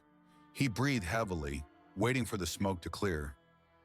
"You talk too much," voice said from the smoke. Homelander froze and the smoke dissipated. Nolan was standing in the exact same spot. His flannel shirt was burned away, revealing the white and red Viltrumite uniform underneath, which he wore under his civilian clothes like a second skin. His chest was bare. There was a small patch of red, irritated skin, like a mild sunburn, right over his sternum. Nolan brushed the ash off his chest. He looked at the red spot. "That," Nolan said, "actually stung. A little." Homelander's worldview shattered. He had never shot something that didn't break. He had never burned something that didn't melt. Nolan's skin was composed of cells that had evolved to withstand the atmospheric friction of re-entry at Mach 500.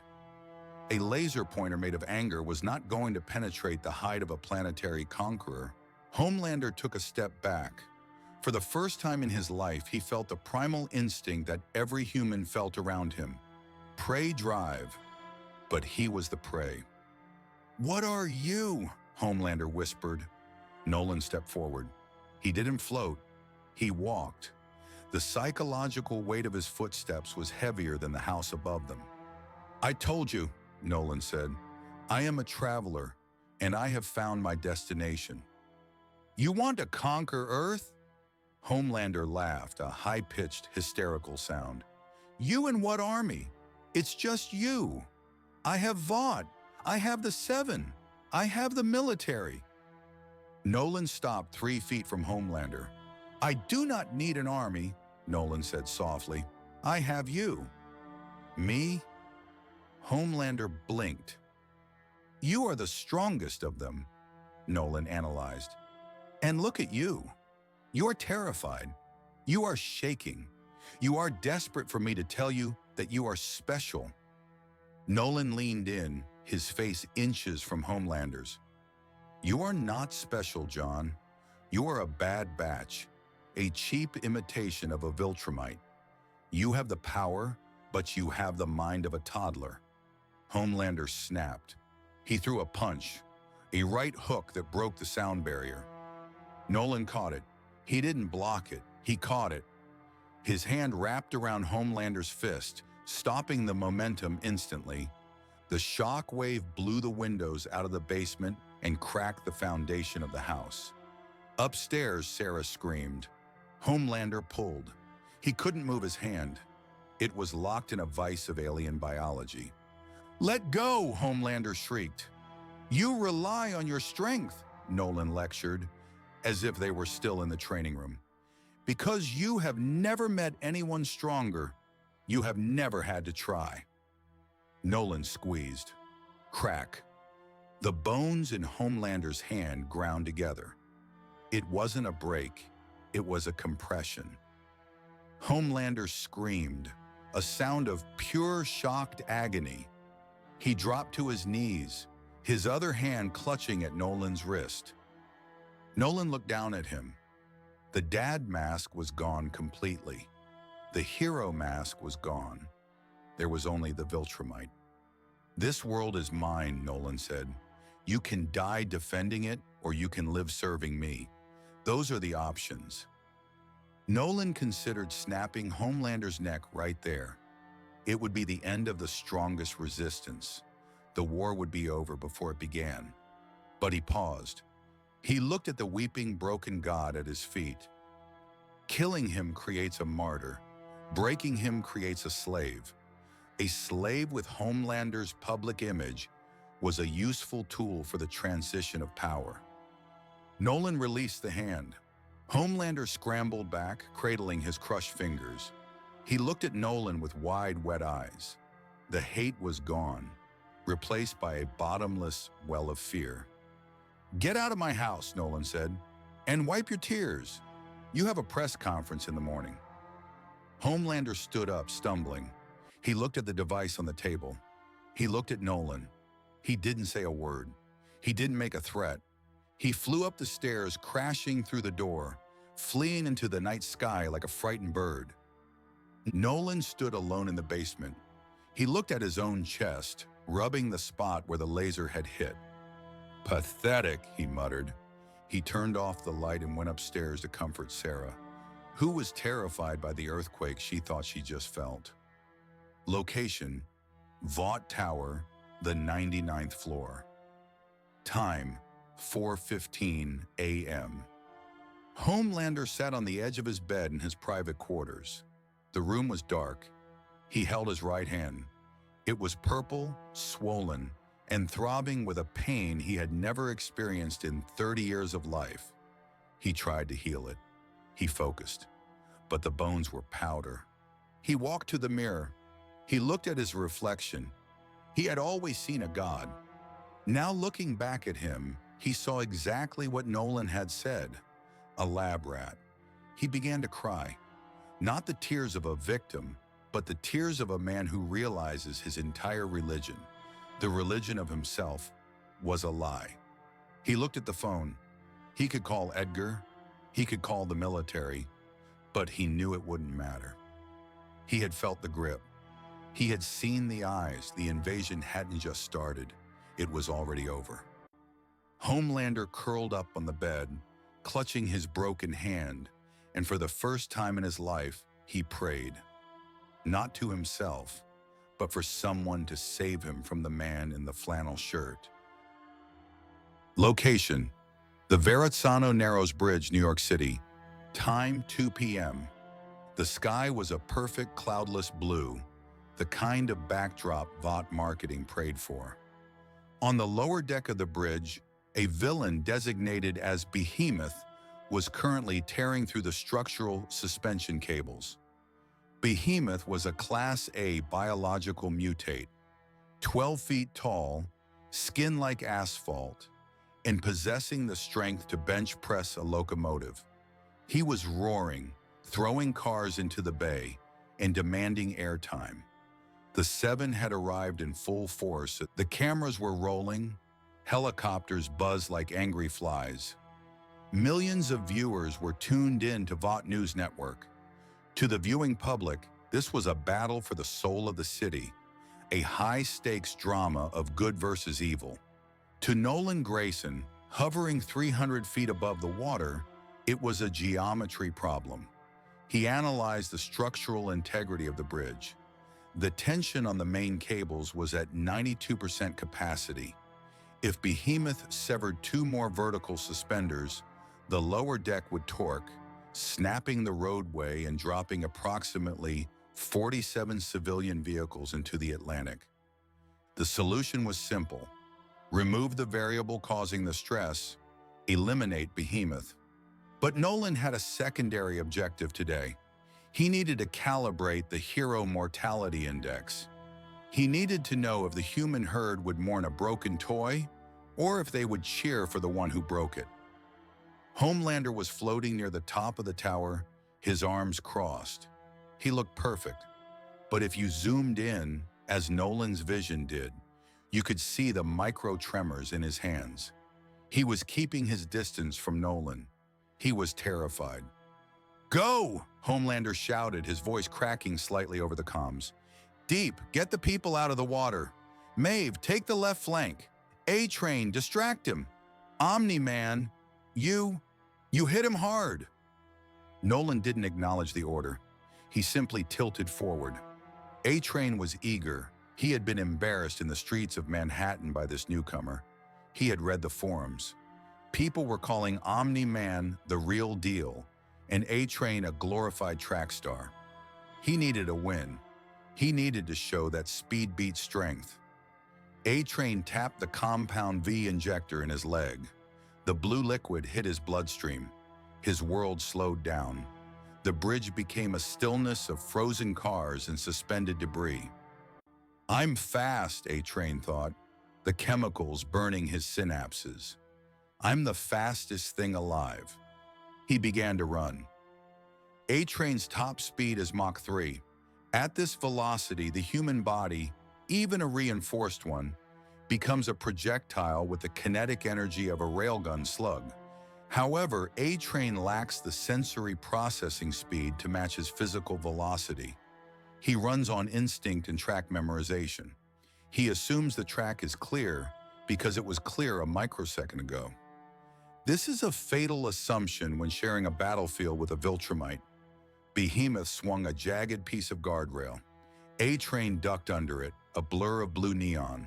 He circled the giant, delivering hundreds of punches in a single second.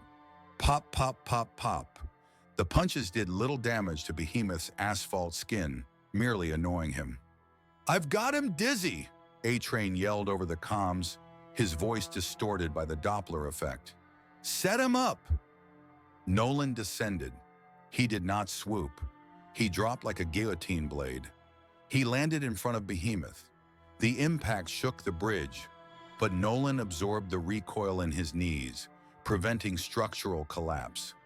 Behemoth roared and swung a fist the size of a Honda Civic at Nolan's head. Nolan caught the fist. He didn't just stop it. He arrested the momentum so abruptly that the shockwave traveled back up Behemoth's arm, shattering the humerus bone inside the rock-like skin. Behemoth screamed. "A-Train!" Homelander yelled from above. "Finish him! Hit the legs!" A-Train, hearing the command and desperate for the glory, banked off the side of a bus. He accelerated. He was going to turn his body into a battering ram, aiming for the back of Behemoth's knees to topple the giant. He hit Mach 2.8. He was a blue missile. Nolan stood holding Behemoth's fist. He heard the whine of the speedster approaching. Calculations occurred in the Viltrumite brain at the speed of light. Vector A-Train approaching from the southeast at 2,100 miles per hour. Vector B, Nolan's current position. Vector C, the intended target, Behemoth's knees. Nolan realized that if he shifted his weight 6 inches to the left and rotated Behemoth's body by 30 degrees, the giant would no longer be the target. The target would be the space Nolan occupied. A normal hero would move away to avoid the collision. A hero concerned with safety would shout a warning. Nolan did neither. He pivoted. Nolan swung Behemoth around, using the giant as a shield? No. He swung Behemoth out of the way. Nolan stepped directly into A-Train's path, and he braced. Physics is a cruel mistress. When an object moving at Mach 3, A-Train, encounters an immovable object, Nolan Grayson, the energy cannot be destroyed. It must be transformed. It is transformed into heat, sound, and the rapid disassembly of biological matter. Time froze. A-Train saw him. In the last nanosecond, he saw the white and red uniform. He saw the mustache. He saw the eyes, calm, blue, and indifferent. A-Train tried to brake. His boots tore up the asphalt, turning the road surface into molten slag. But inertia is a law that cannot be plea bargained. N-O-. Crunch! It wasn't a thud. It was the sound of a water balloon being dropped off a skyscraper, magnified by 1,000. A-Train hit Nolan's chest. At the moment of impact, A-Train's composite armor disintegrated. The ceramic plates shattered into dust. His collarbone, sternum, and ribcage collapsed inward. The organs, heart, lungs, liver, were subjected to 400 Gs of deceleration. They liquefied. Nolan Grayson did not move. He did not slide back. He had locked his molecular density relative to the bridge's piling. He was as solid as the Earth itself. A pink mist exploded outward from the point of contact. It sprayed across the white paint of the bridge towers. It coated the windshields of the trapped cars. Nolan stood there, covered in blood and blue fabric scraps. At his feet lay a twisted, broken heap. It didn't look like a person anymore.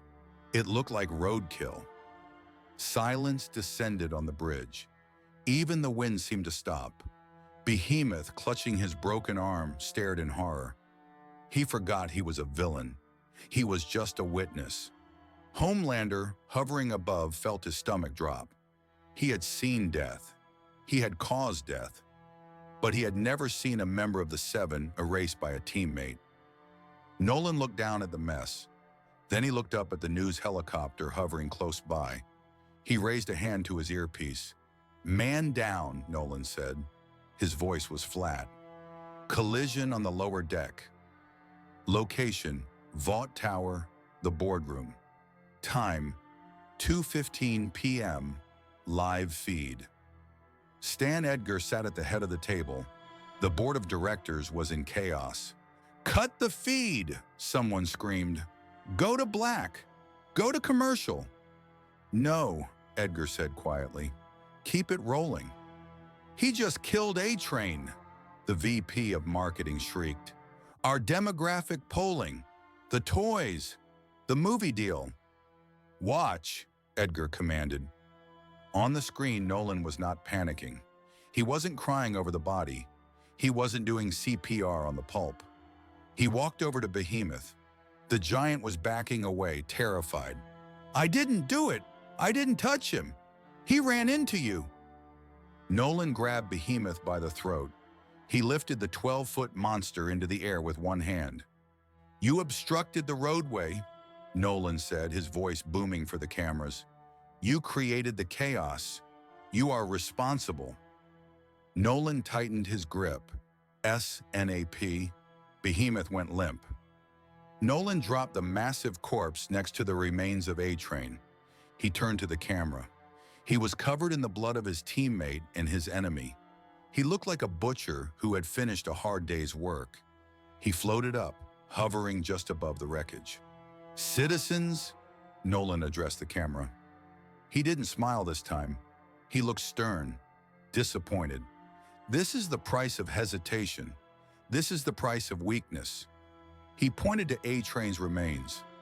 A-Train was fast, but he was reckless. He lacked discipline. In the heat of battle, he lost control of his trajectory. It is a tragedy. He looked directly into the lens, piercing the soul of every viewer. I will not let this happen again. I will bring order to this team. I will ensure that the weak do not endanger the strong. You are safe, but safety has a cost. It was a masterclass in gaslighting. Nolan shifted the narrative from "I stood in his way" to "he was too clumsy to survive." He framed the death not as a murder, but as a failure of the victim. A-Train wasn't a martyr, he was a cautionary tale. And the public? Stan Edgar watched the real-time social media sentiment analysis on his tablet. OMG, A-Train died? Omni-Man is hardcore. Finally a hero who doesn't treat this like a game. A train was a junkie anyway. Did you see how he was running? The sentiment wasn't horror, it was awe.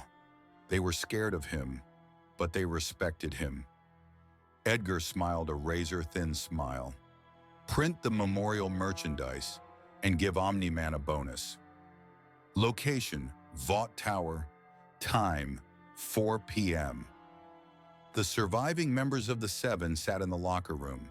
A-Train's locker was already being emptied by an intern. The speed of corporate erasure was faster than the speedster had ever been. The Deep was crying, huddled in the corner. He popped him, like a pimple. There was nothing left. Starlight was staring at the floor, pale as a sheet. He didn't even try to dodge. He moved into him. I saw it. He leaned into the impact. The door opened. Nolan walked in. He had showered. He was wearing fresh civilian clothes, a beige cardigan and slacks. He looked like he was ready for a parent-teacher conference. The room went dead silent. Nolan walked to his locker. He opened it, placed his gloves inside. "Rough day," Nolan said casually. Homelander stood up. He was vibrating with suppressed hysteria. "Rough day?" Homelander whispered. "You killed him. You killed him on live TV." Nolan turned slowly. "He died in the line of duty," Nolan said. "He was running blind. I held my position. Physics did the rest." "You didn't move," Homelander shouted, his voice cracking. "You stood there like a wall. You wanted him to hit you." Nolan closed the distance. He walked right up to Homelander, invading the personal space that Homelander usually dominated. "He was a liability, John," Nolan said softly, so only the soups could hear. "He was addicted to chemicals. His heart was failing. He was sloppy. A chain is only as strong as its weakest link." Nolan looked around the room, making eye contact with every single member.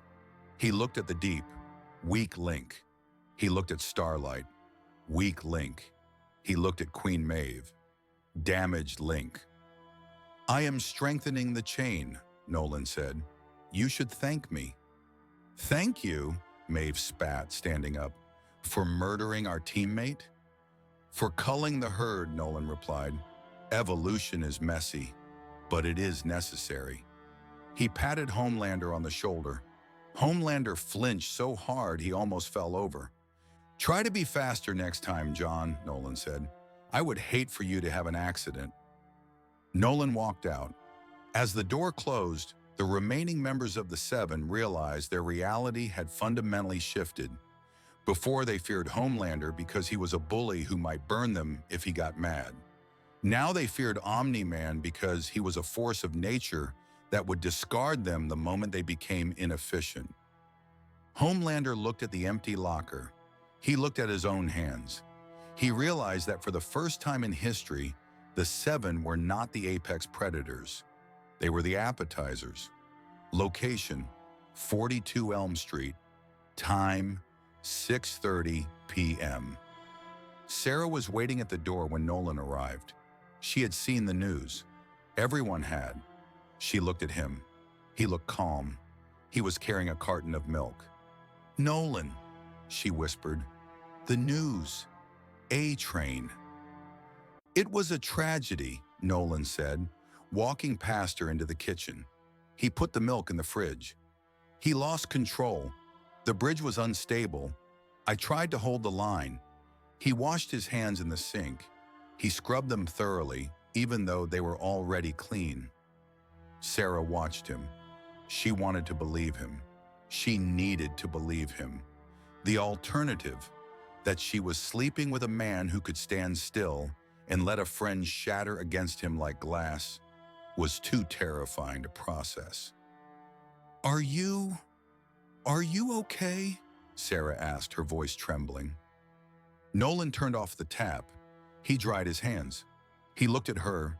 He activated the dad eyes, the warmth, the crinkles. "It's hard, Sarah," he said, letting a sigh escape. "Being a hero. Sometimes you can't save everyone. Sometimes people run too fast for their own good." He walked over and hugged her.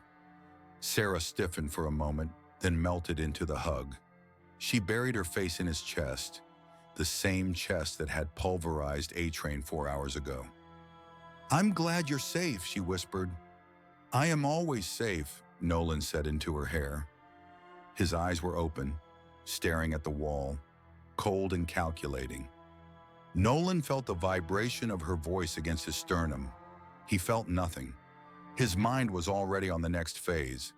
The speedster was gone. The heavy hitter, Homelander, was broken.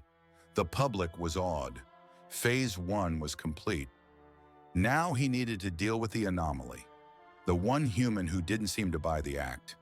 He needed to find Billy Butcher. Location: a grimy basement in Queens. Time: 9 p.m. Billy Butcher sat in the dark, watching the replay of A-Train's death on a loop. Frame by frame, A-Train approaches. Nolan shifts. Impact. "Diabolical," Butcher muttered. He took a swig of warm bourbon. The door to the safe house opened. Frenchie walked in, looking pale.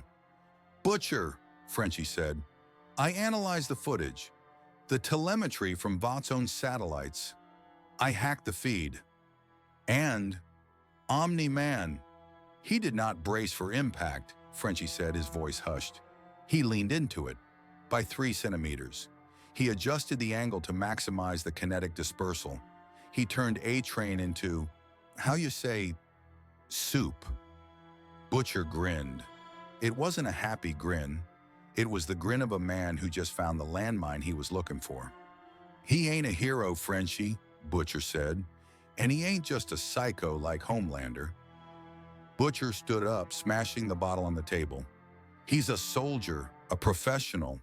He's clearing the board." "So what do we do?" Frenchie asked. "He is invincible, literally." "We don't fight him," Butcher said. "Not yet." Butcher pulled out a file. It was a dossier on Ryan, Homelander's son. "We point him at the other monster," Butcher said. "Let them eat each other. And when the dust settles, we nuke the winner." Butcher picked up his phone. He dialed a number he hadn't used in years. "Cecil," Butcher said when the line clicked. "We need to talk. I think we've got an illegal alien problem. Location: 42 Elm Street, Westchester. Time: 1:15 p.m. The house was empty, or it should have been. Sarah was at a showing. Nolan was at a Vought photo shoot. Queen Maeve picked the lock on the back door. It was a standard tumbler lock, pathetic security for a being who could juggle tanks. She stepped inside, her boots silent on the hardwood. Starlight followed, her hands glowing faintly with nervous energy.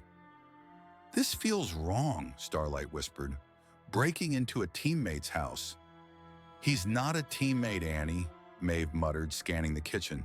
"He's a predator, and we need to find out what kind of animal he is before he eats the rest of us." They moved through the living room. It was disturbingly clean. No clutter, no personal touch. It looked like a catalog photo for suburban bliss. "Look for anything," Maeve ordered. "Medical records, journals, weird tech." Starlight went to the mantel. She picked up a photo of Nolan. In the picture, he was smiling, but Starlight noticed something the camera had barely caught. His eyes weren't looking at the camera lens. They were looking through it, focused on infinity.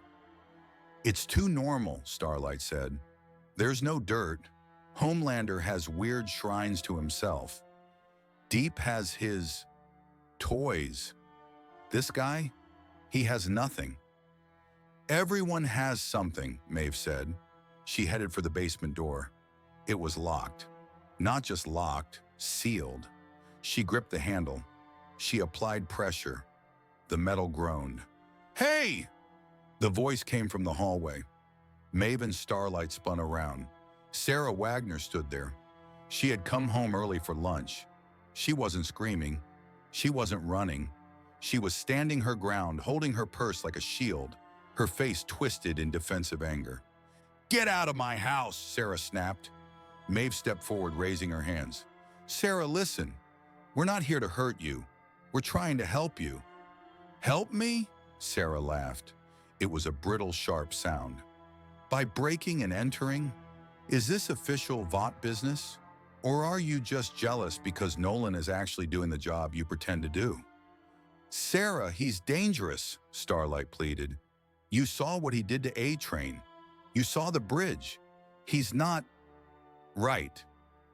"He saved those people," Sarah yelled. She walked further into the room, placing herself between the heroes and the basement door. "He did what had to be done. A-Train was a junkie. Nolan told me everything. He's the only one who actually cares about order." Sarah Wagner was not under mind control. There were no psychic waves influencing her cortex. She was under the influence of something far more potent. Safety. For her entire life, she had lived in a world where soups were chaotic gods who could crush her by accident. Nolan was the first one who felt like a wall, solid, predictable, immovable. She had traded her freedom for the feeling of being protected by the apex predator. She was the bird cleaning the crocodile's teeth, convinced the crocodile loved her. "He's manipulating you," Maeve said, her voice hard. "He doesn't feel things the way we do. I've looked in his eyes, Sarah. There's nothing there." "You're wrong," Sarah said, her voice trembling with conviction. "He loves me. He protects me, which is more than Homelander ever did for anyone." "He's using you as a cover," Maeve shouted, losing patience. She stepped forward to grab Sarah's arm to pull her away from the door. Boom! The front door didn't open. It exploded inward. Splinters of wood showered the hallway. The air pressure in the room dropped instantly. Nolan stood in the doorframe. He wasn't wearing his suit. He was wearing jeans and a t-shirt. He had been grocery shopping. A bag of oranges was in his hand. He looked at Maeve. He looked at Starlight. He looked at Sarah. He didn't drop the oranges. "You are intruding," Nolan said. Maeve instinctively took a combat stance. Starlight's eyes flared bright gold. Nolan walked into the room. He ignored the heroes. He walked straight to Sarah. "Did they touch you?" Nolan asked. His voice was low, vibrating with a frequency that rattled the china in the cabinet. "No," Sarah said, rushing to his side. She grabbed his arm, clinging to him. "They broke in, Nolan. They were trying to get into the basement." Nolan looked at the basement door. Then he turned his head slowly to Maeve. "Get out," Nolan whispered. "We know you're hiding something," Maeve said. Though her voice lacked its usual steel, she felt the gravity in the room shifting toward him. "I said," Nolan's voice dropped an octave, becoming a subsonic growl, "get out." The Viltrumite growl is not merely a vocalization, it is a biological weapon. Nolan tightened his vocal cords to produce a frequency of 18 hertz. This is known as the ghost frequency. In humans, it causes resonance in the eyeballs, hallucinations, and an uncontrollable, instinctive, bowel-loosening terror. It is the sound a tiger makes before the kill, amplified by alien biology. Maeve and Starlight flinched physically, clutching their heads. The dread was overwhelming. It wasn't a choice. It was a reflex. "Go!" Maeve gasped, grabbing Starlight. They bolted through the broken door, fleeing the house like prey escaping a cave. They were gone. Nolan stood in the living room. The silence returned. He turned to Sarah. He expected gratitude. He expected her to burrow deeper into his protection. He reached out to touch her face. "It is over," Nolan said. "You are safe." Sarah flinched. It wasn't a small flinch. It was a full-body recoil. She jerked her head back, stumbling away from his hand, her back hitting the wall. Her eyes were wide, pupils dilated to the size of saucers. Her breath was coming in short, hyperventilating gasps. Nolan froze. His hand hovered in the air. "Sarah?" She looked at him. Really looked at him. The growl was indiscriminate. It was designed to clear the area of lesser species. When Nolan emitted that sound, he bypassed Sarah's frontal cortex, the part that loved him, the part that rationalized his violence, the part that wanted safety. The sound hit her amygdala, the lizard brain. In that split second, the illusion of Nolan the husband evaporated. Her biology recognized him for what he was, a monster, a thing that eats people. The crocodile had snapped its jaws and the bird finally realized it was made of meat. "Don't," Sarah whispered. Her voice was barely audible. "Don't touch me." Nolan frowned. The confusion on his face was genuine. "I protected you. I chased them away." "You!" Sarah choked out. She looked at the hand reaching for her, the hand that could crush coal into diamond. She didn't see safety anymore. She saw the weight of it. "What was that sound? What are you?" "I am Nolan," he said, stepping forward. "No," she whimpered, sliding along the wall toward the door. "No, you're not. You're not human." She grabbed her keys from the side table. Her hands were shaking so bad she dropped them, then scrambled to pick them up. "Where are you going?" Nolan asked. His voice hardened. The dad mask was slipping. He was annoyed. The pet was malfunctioning. "I need to go," Sarah said, tears streaming down her face. I need to go to my sister's. I can't be here. I can't be near you." "You are safer here than anywhere else," Nolan stated logically. "The world is dangerous." "You are the danger!" Sarah screamed. She ran. She ran out the door, past the splintered wood, into her car. The engine roared. Tires squealed. She sped away, leaving skid marks on the suburban asphalt. Location: 42 Elm Street, living room. Time: 1:30 p.m. Nolan stood alone in the foyer. The bag of oranges lay on the floor. One had rolled out and come to a stop against his boot. He watched the dust motes dancing in the afternoon sun. He felt a sensation in his chest. It wasn't heartbreak. Viltrumites do not get their hearts broken by livestock. It was irritation. It was the frustration of a scientist whose lab rat bit him after he gave it the finest cheese. Nolan analyzed the failure. He had provided security. He had provided resources. He had played the role perfectly. And yet, at the first sign of his true nature, she fled. He realized then that the Debbie strategy, the integration, the family, the anchor, was flawed on this earth. The humans here were too skittish. They were too broken by their own corporate gods to accept a true emperor. They did not want a father. They wanted to be ruled. Nolan picked up the orange. He squeezed it. Squelch. Juice ran down his hand, dripping onto the pristine hardwood floor. He crushed the fruit until it was nothing but pulp and essential oils. He looked around the house. The fake life, the furniture, the photos. "Useless," Nolan muttered. He walked to the basement door. He ripped it off its hinges, not bothering to unlock it. He walked down the stairs to his communication array. He didn't turn on the subspace beacon this time. He turned on the police scanner. He turned on the Vought frequency. He turned on the global news feeds. He sat in the dark, the blue light of the screens illuminating his face. His expression was no longer human. It was cold, hard, and terrifyingly patient. The timeline for the invasion had been set for 6 months. A slow infiltration, a political dismantling. Nolan Grayson deleted that schedule. He was done playing house. He was done waiting for them to love him. If the pet would not sit on the lap, the pet would be put in the cage. He reached for a piece of paper on his desk, a map of the globe. He picked up a red marker. He drew a circle around the White House. He drew a circle around the Pentagon. He drew a circle around Vought Tower. Tomorrow, Nolan whispered to the empty room. He stood up. He floated up through the ceiling, through the first floor, through the roof, and into the sky. He hovered above the clouds, looking down at the world that had just rejected him. His eyes glowed with a faint, predatory amusement. We speed things up. Location: low Earth orbit, 400 kilometers above sea level. Time 8 a.m. Eastern Standard Time.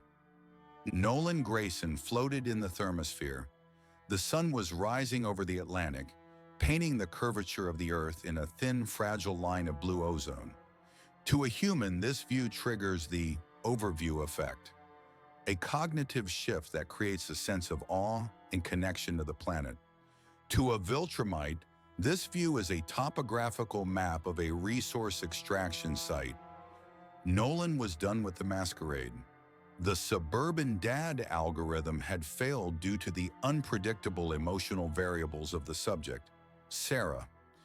The hero algorithm was efficient but too slow. The 7 were dragging down his metrics. He looked down at the North American continent. He pinpointed the grid coordinates: 38.8719 degrees north, 77.0563 degrees west, the Pentagon, and 38.8977 degrees north, 77.0365 degrees west, the White House. He didn't need a strategy. He needed momentum. The concept of war on Earth is defined by logistics. It is the movement of troops, the supply of ammunition, the maintenance of supply lines. It is a slow, grinding friction of economies smashing together. Viltrumite warfare is defined by vector. It is the application of overwhelming force at a singular point to shatter the enemy's will before their nervous systems can register the threat. Nolan Grayson adjusted his center of mass. He manipulated the gravitons around his body. He did not fall. He accelerated. He went from 0 to Mach 25 in 0.4 seconds. The atmosphere screamed as he tore through it. The air in front of him couldn't move out of the way fast enough. It compressed into a cone of superheated plasma, turning him into a meteor. He wasn't aiming for the ground. He was aiming for the brain. Location: Arlington, Virginia. Time 8:01 a.m. EST, inside the National Military Command Center, NMCC. General Robert Miller was sipping lukewarm coffee. The screen showed global hotspots: a flare-up in the Middle East, a soupy incident in Chicago, a naval exercise in the Pacific. Suddenly, every radar screen in the room washed out in white static. "Contact!" a technician screamed, his voice cracking. "Atmospheric entry, fast! It's not a missile." "Trajectory?" Miller barked. "Here, it's here!" The sound of an object moving at Mach 25 at sea level is not a boom. It is a physical wall of pressure that liquefies soft tissue and shatters concrete. Nolan did not crash into the Pentagon.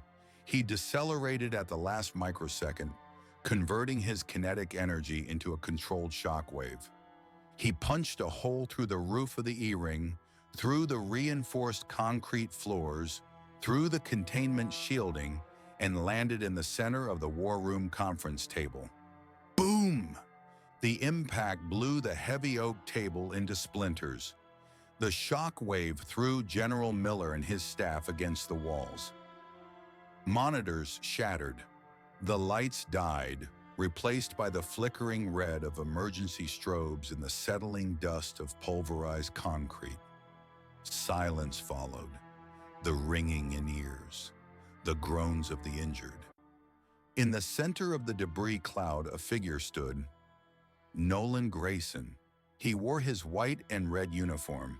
He was immaculate, not a speck of dust on his cape. He looked around the room. He saw the generals reaching for their sidearms. "Do not," Nolan said. His voice wasn't loud, but in the acoustic perfection of the Viltrumite throat, it carried a resonance that vibrated the fillings in their teeth. General Miller, bleeding from the forehead, shakily pointed his M9 Beretta at Nolan. "Security!" Miller screamed. "We have a hostile soup in the war room. Code Black." Nolan looked at the gun. A 9mm Parabellum round travels at approximately 380 meters per second. It delivers roughly 500 joules of energy. To Nolan, this is the equivalent of a gnat flying into a windshield. However, the act of pointing a weapon is an act of defiance. Defiance slows down the integration process. Miller fired. Bang. The bullet struck Nolan's eye. It didn't bounce off. It flattened against the cornea, turning into a lead pancake, and then fell to the floor. Nolan didn't blink. "Rude," Nolan stated. He moved. He didn't run. He simply appeared in front of General Miller. He took the gun from the general's hand. He crushed it into a ball of steel and plastic, then dropped it. "I am speaking," Nolan said. "You are listening." Who are you?" Miller gasped, pressing his back against the map screen. "You're Vought. You're Omni-Man. What the hell is this?" "This is a change in management," Nolan said. He turned to the room. The other officers were frozen. "Call the White House," Nolan ordered. "Tell the president that his tenure has expired. Tell him to prepare the surrender." "Surrender?" Miller laughed, a hysterical edge to it. "Son, we have the entire U.S. military. We have Homelander.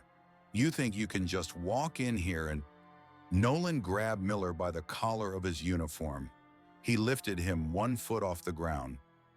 "Your military relies on supply chains I can sever in an hour," Nolan explained calmly. "Your Homelander is a frightened child hiding in a tower. And you?" Nolan looked at the ceiling, through the hole he had made. "You are irrelevant." Nolan dropped him.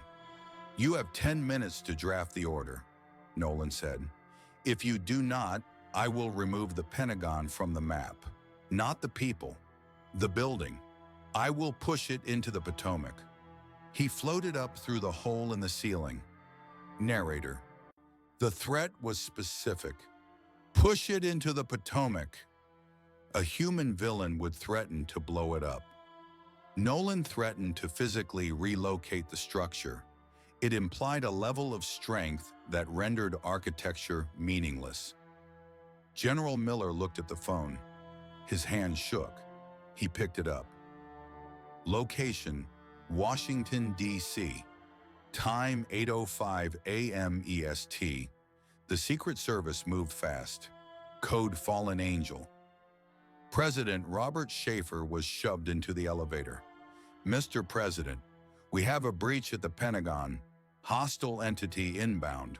We are moving you to the PEOC, Presidential Emergency Operations Center."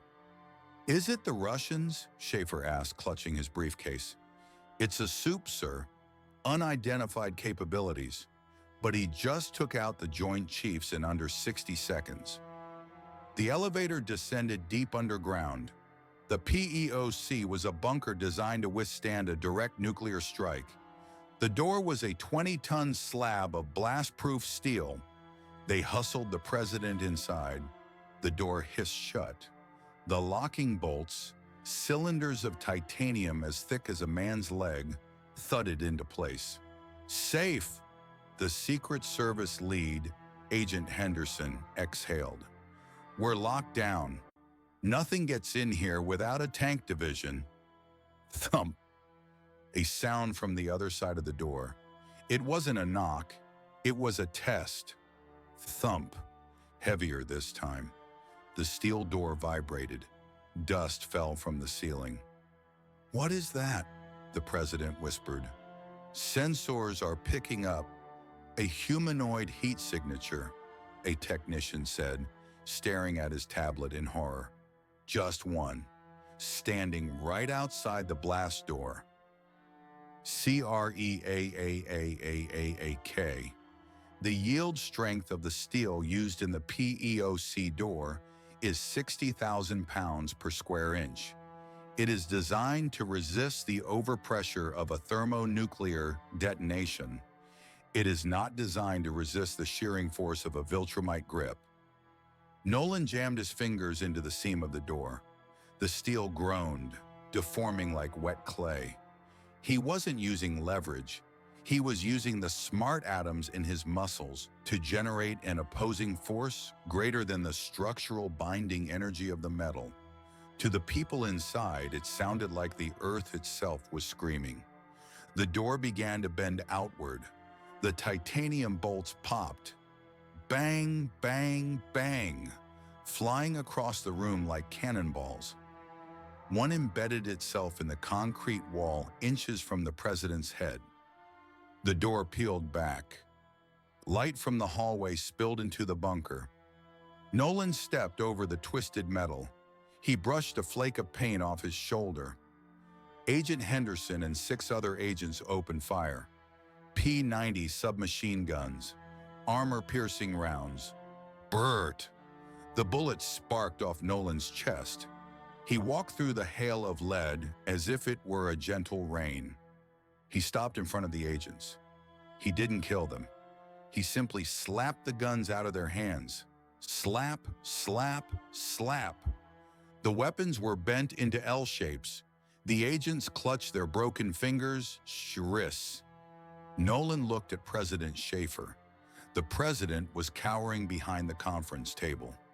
"Mr. President," Nolan said. He sounded bored.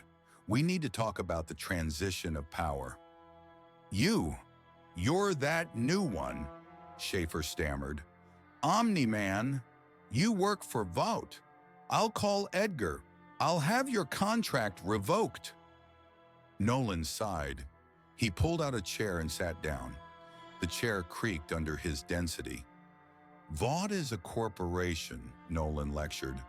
"Corporations exist within the framework of a state. I am dissolving the state. You can't just take over America," the president said, finding a shred of courage. "We are a democracy. The people won't stand for it."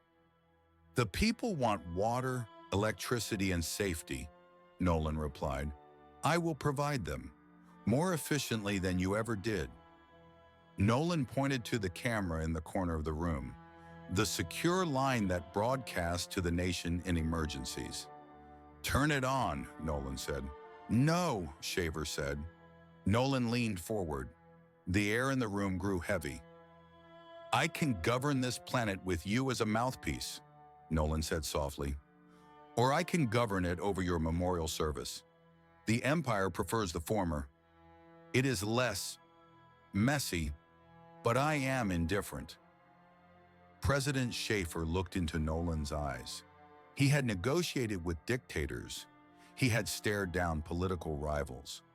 But he had never looked at a being who viewed humanity as a temporary inconvenience. He realized that Nolan wasn't bluffing. He wasn't posturing. He was simply stating the physics of the situation. "Turn it on," Schaefer whispered to the technician. The reaction? Vought Tower. Location? New York City. Time 8:15 a.m. Eastern Standard Time. Mode: psychological/corporate horror. Stan Edgar stood in the Situation Room. The screens were red. "Stock is dropping," Ashley screamed, tearing at her hair. "We're down 40 points. The Pentagon is offline. The White House is breached. Omni-Man he's gone rogue. We need a statement. We need a spin." "There is no spin for a coup d'etat," Edgar said. He was calm, but his pulse was elevated. He was watching the feed from the PEOC. "Where is Homelander?" Edgar asked. "He's in his quarters," Ashley said. "He's locked the door. He won't come out." Edgar closed his eyes for a second.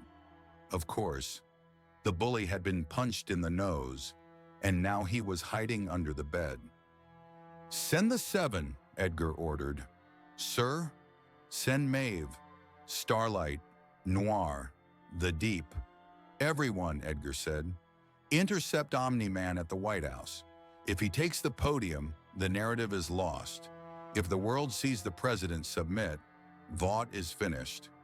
"But A-Train," Ashley stammered. "You saw what he did to A-Train." Edgar turned to her. His face was a mask of cold corporate calculus. "Assets are depreciating, Ashley," Edgar said. "Liquidation is preferable to a total loss. Throw them at him." Location: the South Lawn. Time: 8:20 a.m. Eastern Standard Time. Nolan walked out of the bunker, dragging the president by the arm. They emerged onto the South Lawn. Helicopters circled. Police lines were forming at the fence. Suddenly, the sky darkened. Queen Maeve landed, cracking the pavement. Black Noir dropped from a helicopter, silent. Starlight floated down, her eyes glowing, electricity arcing around her. The Deep emerged from the White House fountain, strategically useless, but present. Nolan stopped. He let go of the president. "Go inside," Nolan told Schaefer. "Write your speech." The president ran back into the Oval Office. Nolan turned to face the 7, or what was left of them. "This is disappointing," Nolan said. "Nolan, stop!" Starlight yelled, her hands raised. She was terrified, but she was brave. "You don't have to do this. We can talk." "Talk?" Nolan scoffed. "We are past the talking phase. We are in the conquest phase." Queen Maeve stepped forward. She drew her sword, a prop made of high-tensile steel, but a prop nonetheless against a Viltrumite. "We take him together," Maeve said to the others. "Noir, go for the eyes. Annie, blind him. I'll take the legs." Nolan cracked his neck. Crack. "A coordinated attack," Nolan critiqued. "Standard textbook maneuver. Let's see if your physics hold up." In the boys' universe, fights are messy. They are brawls. Nolan Grayson fights with the economy of a machine. Black Noir moved first. He was a master martial artist, enhanced with compound phi. He was faster than the eye could follow. He threw a smoke bomb and lunged, his knives aiming for Nolan's throat. Nolan didn't dodge. He swatted. It was a backhand. The back of his hand connected with Noir's chest. Crunch. Black Noir flew backward. He didn't just fly, he was launched. He broke the sound barrier. He flew over the White House fence, over the Washington Monument, and impacted the side of the Lincoln Memorial 2 miles away. He did not get up. "Noir is down," Nolan narrated for them. "Next." Starlight unleashed a blast of pure light energy. It blinded the cameras. It scorched the grass. It hit Nolan square in the chest. The light faded. Nolan was standing there. His uniform was slightly singed. "Photosynthesis," Nolan said. "That tickles." He clapped his hands. The thunderclap. Nolan brought his palms together with sufficient force to create a localized sonic boom. The shock wave hit Starlight. It ruptured her eardrums. It threw her backward through the air, slamming her into the portico of the White House. She collapsed, bleeding from the ears, unconscious. Now it was just Maeve and the Deep. The Deep looked at the fountain. He looked at Nolan. I surrender, the Deep said, raising his hands. I'm just the fish guy, man. I don't even want to be here. Smart, Nolan said. He looked at Maeve. Maeve held her sword. She knew she couldn't win. She knew Noir was likely dead and Starlight was broken. But she had pride. You're a monster, Maeve spat. I am a conqueror, Nolan corrected. There is a difference. A monster destroys for pleasure. I destroy for purpose. He walked toward her. Maeve swung the sword. Nolan caught the blade. He gripped the sharp edge. He didn't bleed. He squeezed, and the steel shattered like glass. He grabbed Maeve by the throat and lifted her up. You are strong, Nolan admitted, for a human, but you are fighting for a corrupt system that sells your image on lunchboxes. Why die for Stan Edgar? Maeve clawed at his hand. Because it's better than being a slave. Nolan looked at her. He felt a flicker of respect. Not much, but a flicker. Then sleep, Nolan said. He pressed his thumb against her carotid artery. He applied precise pressure. Maeve's eyes rolled back. She went limp. Nolan dropped her on the grass. He stood alone on the lawn.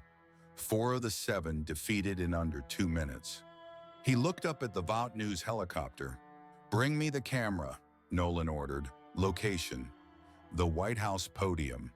Briefing room. Time 8:30 a.m. Eastern Standard Time.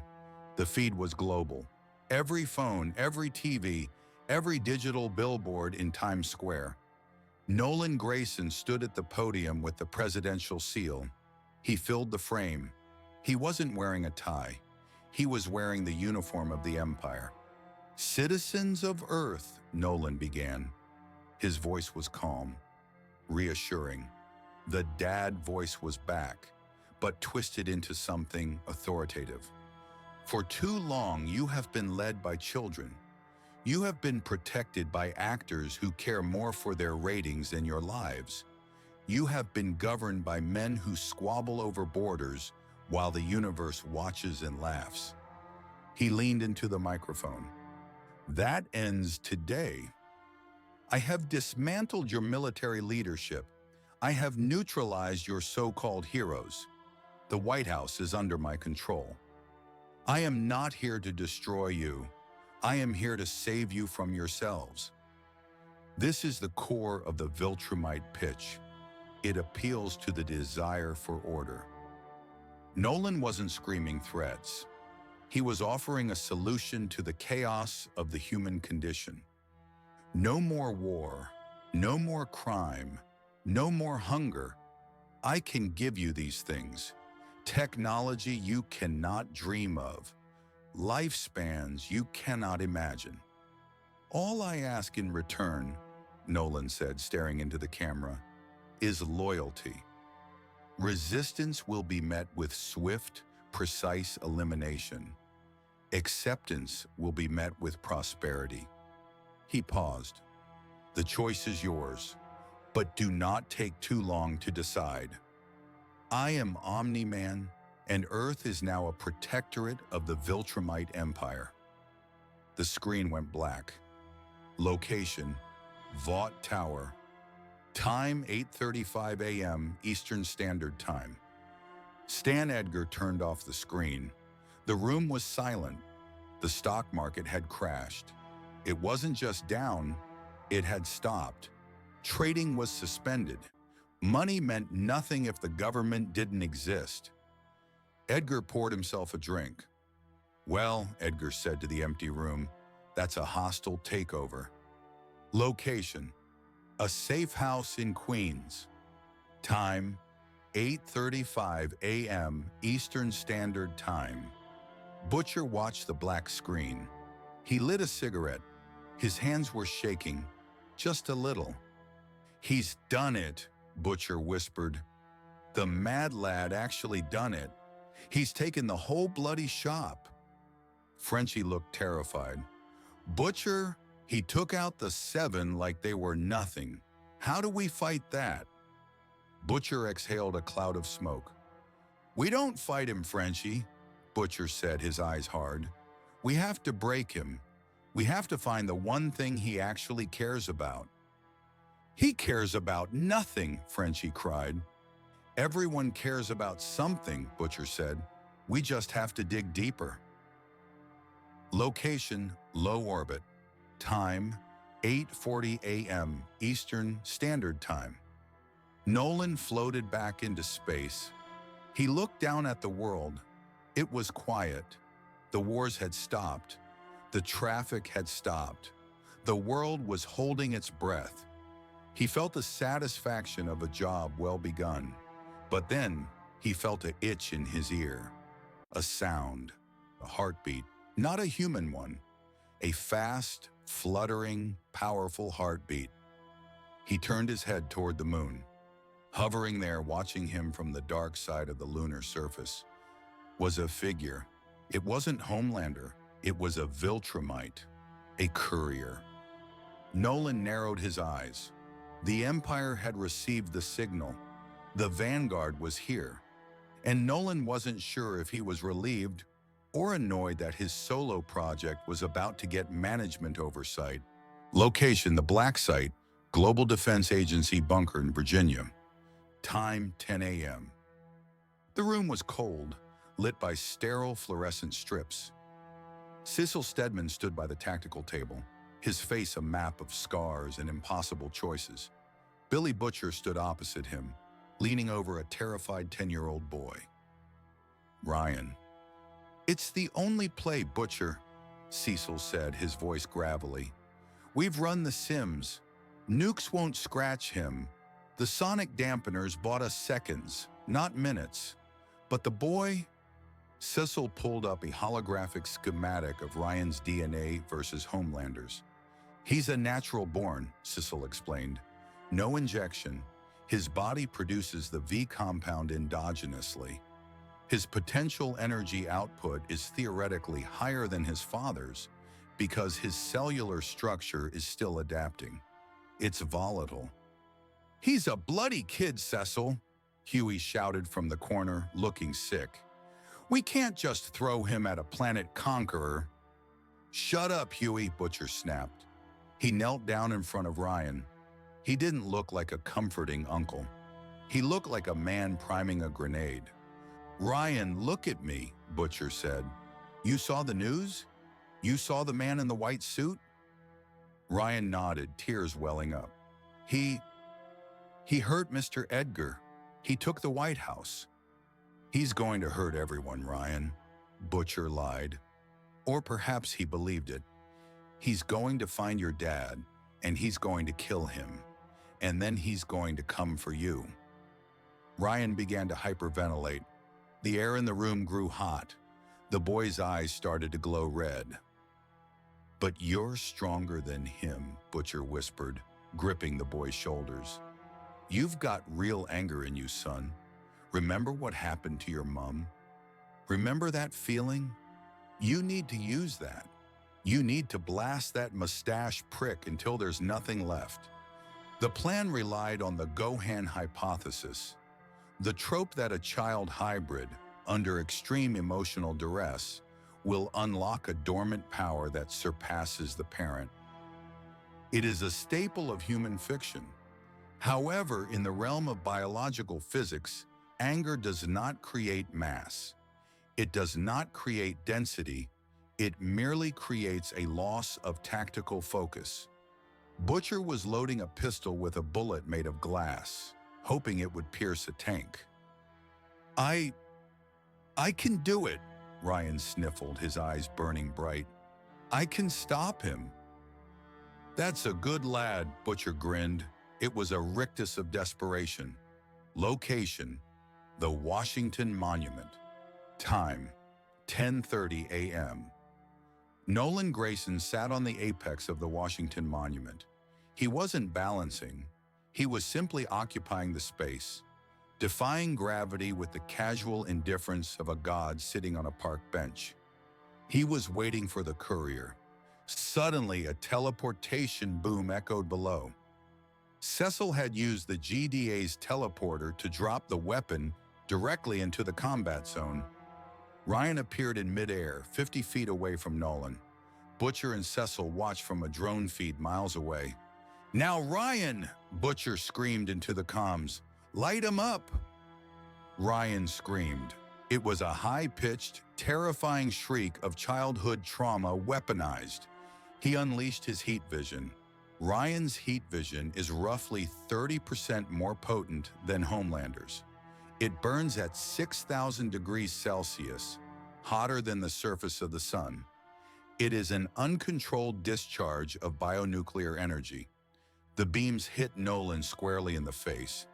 The air around the monument instantly ionized. The limestone capstone began to melt into slag. Nolan did not move. He did not put up a hand. He did not turn away. He sat there bathing in the fire. For 10 continuous seconds, Ryan poured his soul into the blast. He screamed until his throat bled. He burned until his energy reserves were critical. The beam sputtered and died. Smoke billowed from the top of the monument. Ryan panted, floating in the air, waiting to see the charred corpse. The smoke cleared. Nolan was still sitting there. His mustache was perfectly groomed. His skin was slightly red, as if he had sat in a sauna for too long. He blinked. "That," Nolan said, "was bright." Ryan froze. The Gohan moment had happened. He had given everything, and the enemy was bored. "You are the spawn of the pilot, aren't you?" Nolan asked, standing up on the tip of the monument. I, Ryan stammered. Nolan stepped off the edge. He didn't fall. He walked on the air towards the boy. "Your father is a genetic dead end," Nolan lectured.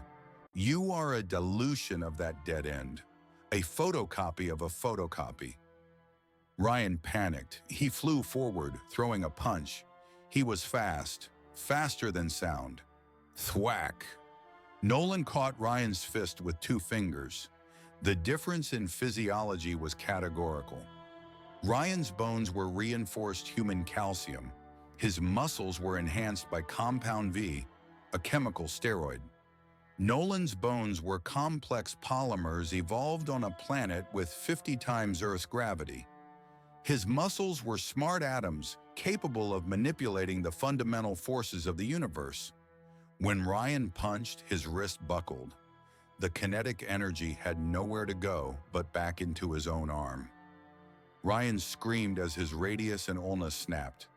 "Ow! Stop! It hurts!" Ryan wailed, dangling from Nolan's grip. Nolan looked at the crying boy. There was no pity. There was only the cold assessment of a livestock inspector. "You have no discipline," Nolan said. "You rely on the chemical. You think power is something you feel. Power is simply mass times acceleration." Nolan pulled Ryan close. "And you have neither." Nolan flicked his finger. It was a casual motion, like flicking a bug off a lapel. He flicked Ryan in the forehead. Crack! The force of the flick generated 5,000 psi. Ryan was launched backward. He spiraled out of control, crashing into the reflecting pool below. He hit the water at Mach 1. The impact emptied the pool, sending a tidal wave of mud and water over the National Mall. Ryan floated to the surface, unconscious, broken, and defeated. The ultimate weapon had lasted 45 seconds. Location: the drone feed, the safe house. Time: 10:32 a.m. Butcher stared at the screen. The cigarette fell from his mouth. He flicked him. Huey whispered. He just flicked him. Cecil turned off the screen. His face was gray. That was our ace, Butcher. That was the only thing we had that could arguably pierce his skin. He didn't even bleed, Butcher muttered. He treated the boy like a nuisance. Back at the monument, Nolan looked directly into the drone camera hovering nearby. He knew who was watching. Your biology is flawed, Nolan said to the camera. Stop sending me children. It is insulting. Nolan turned his back on the camera. This was the total failure of the resistance. If Nolan had killed Ryan, it would have been a tragedy. It would have fueled a martyr complex. By sparing him, by dismissing him as unworthy of a killing blow, Nolan had done something far worse. He had proven that humanity's greatest potential was beneath his notice. He didn't hate them. He barely perceived them. Location: the exosphere.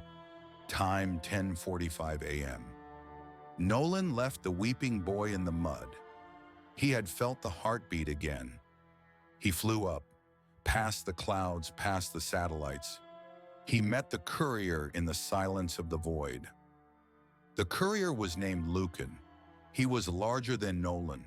His mustache was thicker, his uniform darker. He held a data pad. Nolan, Lucan said. His voice was transmitted via telepathy, vibrating directly in Nolan's skull.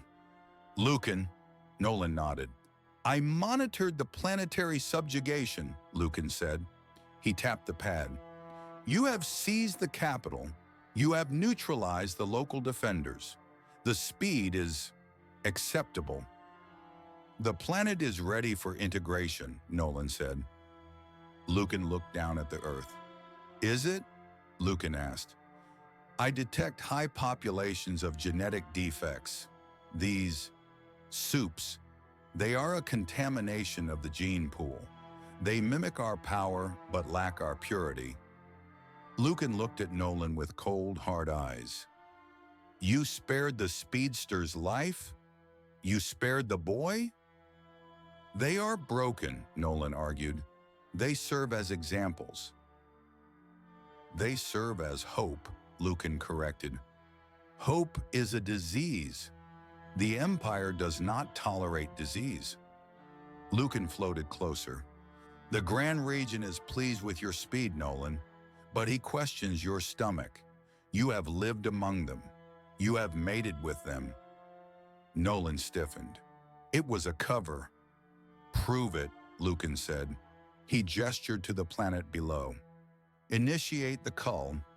Eliminate every being with compound phi in their blood. Burn them out. If you do not, I will assume you have gone native, and I will have to start the subjugation over, starting with you. Nolan looked at the Earth. He had conquered the government. He had broken the heroes. But the Empire did not want a conquered planet of mutants. They wanted a clean slate.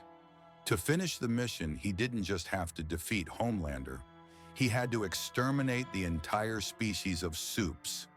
Every hero, every villain, even the boy in the mud. Even, Nolan looked at Lucan. It will be done, Nolan said. Lucan smiled. It was a terrifying expression. Good, I will watch. Location: the stratosphere over the Atlantic. Time: 11 a.m. The order had been given, purge. To Nolan Grayson, this was not a massacre. It was a sanitation protocol. The soups of Earth were not warriors. They were unauthorized genetic experiments. They were weeds in a garden that now belonged to the Empire. He checked the Vought database he had downloaded into his wrist computer. Target count: 2,400 active subjects. Estimated time to completion: 41 minutes. Nolan adjusted his trajectory.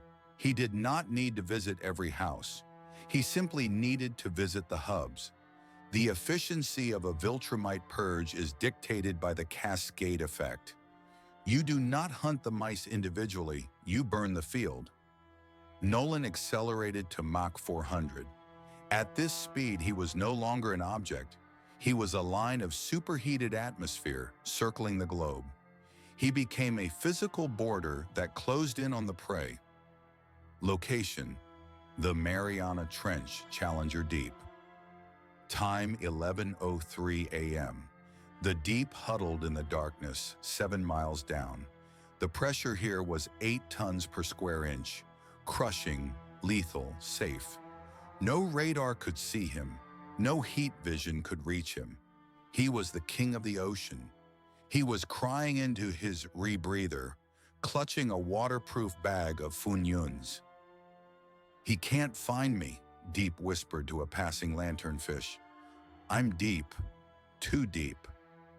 Above him, the ocean's surface boiled.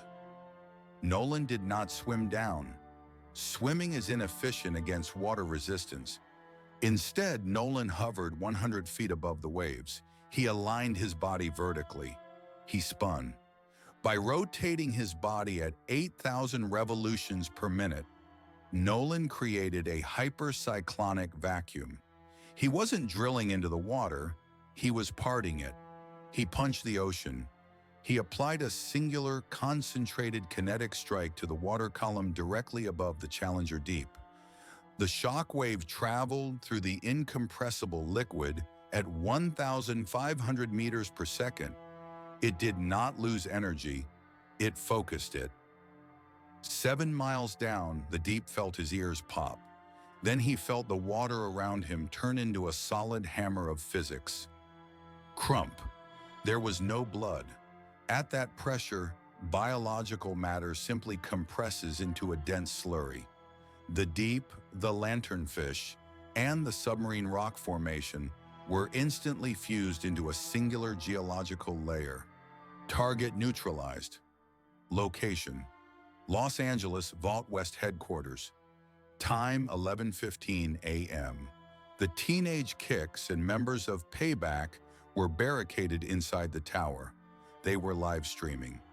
"We will hold the line," shouted Tech Knight, checking his analytics. "Omni-Man is a fascist. We need your likes and prayers."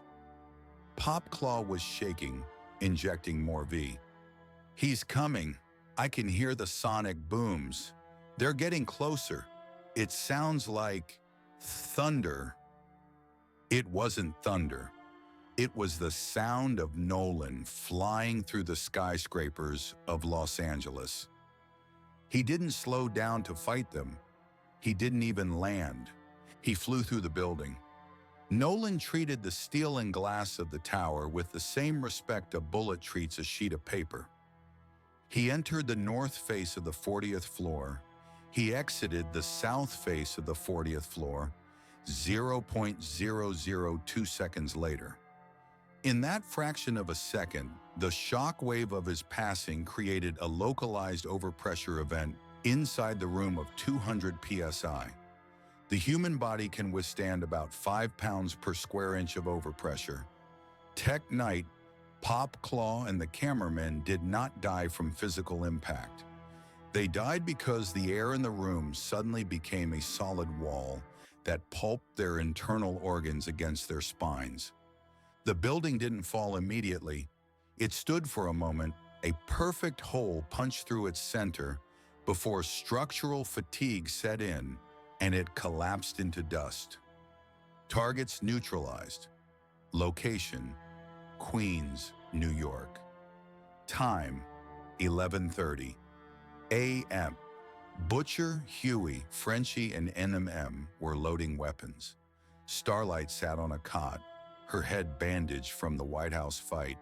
She was pale. "We have to move," Butcher said, checking his watch. "He's hitting the West Coast.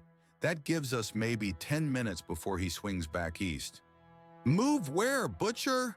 Huey screamed. "He killed the Deep in the bottom of the ocean. He dropped a building on Tech Knight. There is nowhere to hide." Starlight stood up. She swayed. Her eyes were dim, the golden light flickering like a dying bulb. "He's hunting the V," Starlight whispered. "He can smell it, or hear it, or..." Something. She looked at Huey. She loved him. And because she loved him, she realized the math. "I'm a beacon," she said. "Annie, don't," Huey wept, grabbing her hand. "As long as I'm with you." "You're a target," Starlight said. Her voice was steady now, the hero voice. "I have to draw him away." "No!" Huey yelled. But Starlight didn't listen. She kissed him, a desperate, salty taste of blood and tears. And then she ignited. She drew power from the safe house floodlights, from the street lamps outside, from the city grid. She glowed brighter than she ever had before. She blew the door off its hinges and flew into the sky, a shining star against the gray clouds. "Over here, you bastard!" Starlight screamed, turning herself into a flare. It was a brave gesture, a noble sacrifice. To Nolan Grayson, seeing the flare from over Ohio, it was simply a convenient navigational waypoint. Nolan banked left. He arrived in 3 seconds. Starlight saw him coming. She unleashed a blast of energy that could blind a city. Nolan flew through the light. He didn't blink. He extended one hand. He didn't punch her. He caught her by the neck in midair. Her momentum stopped instantly. The light died. He looked at her. He recognized her, the one who had tried to talk. "Inefficient," Nolan said. He squeezed. "Target neutralized." Below in the alleyway, Huey watched the light go out. He didn't scream. He just collapsed, his mind unable to process the speed of the loss. Butcher grabbed him by the collar. "We're leaving, Huey," Butcher rasped, dragging him into the sewers. "Don't let her die for nothing." Location: Vought Tower, the 99th floor. Time: 11:40 a.m. The world was quiet now. The screaming had stopped because the targets were dead. Only one signal remained. Nolan floated outside the window of the Vought Tower penthouse.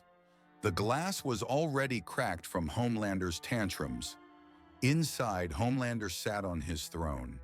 He was wearing his suit. His cape was perfectly draped. He had spent the last hour grooming himself. He held a glass of milk, but his hand was trembling so violently the liquid was frothing. Nolan smashed through the window. He landed on the carpet. "John," Nolan said. Homelander looked up. His eyes were red and raw. He had been crying, but now he was past tears. He was in the fugue state of the condemned. "Everyone?" Homelander asked. His voice was small. "Everyone," Nolan confirmed. "The aquatic one, the fast one, the girl, the children in Los Angeles, the stragglers in Europe." Homelander let out a shaky breath. "And now me." "And now you," Nolan said. Homelander stood up. He put the milk down. "I'm the Homelander," he whispered. It was a reflex, a programmed response. "I can do whatever I want." "You can die," Nolan said.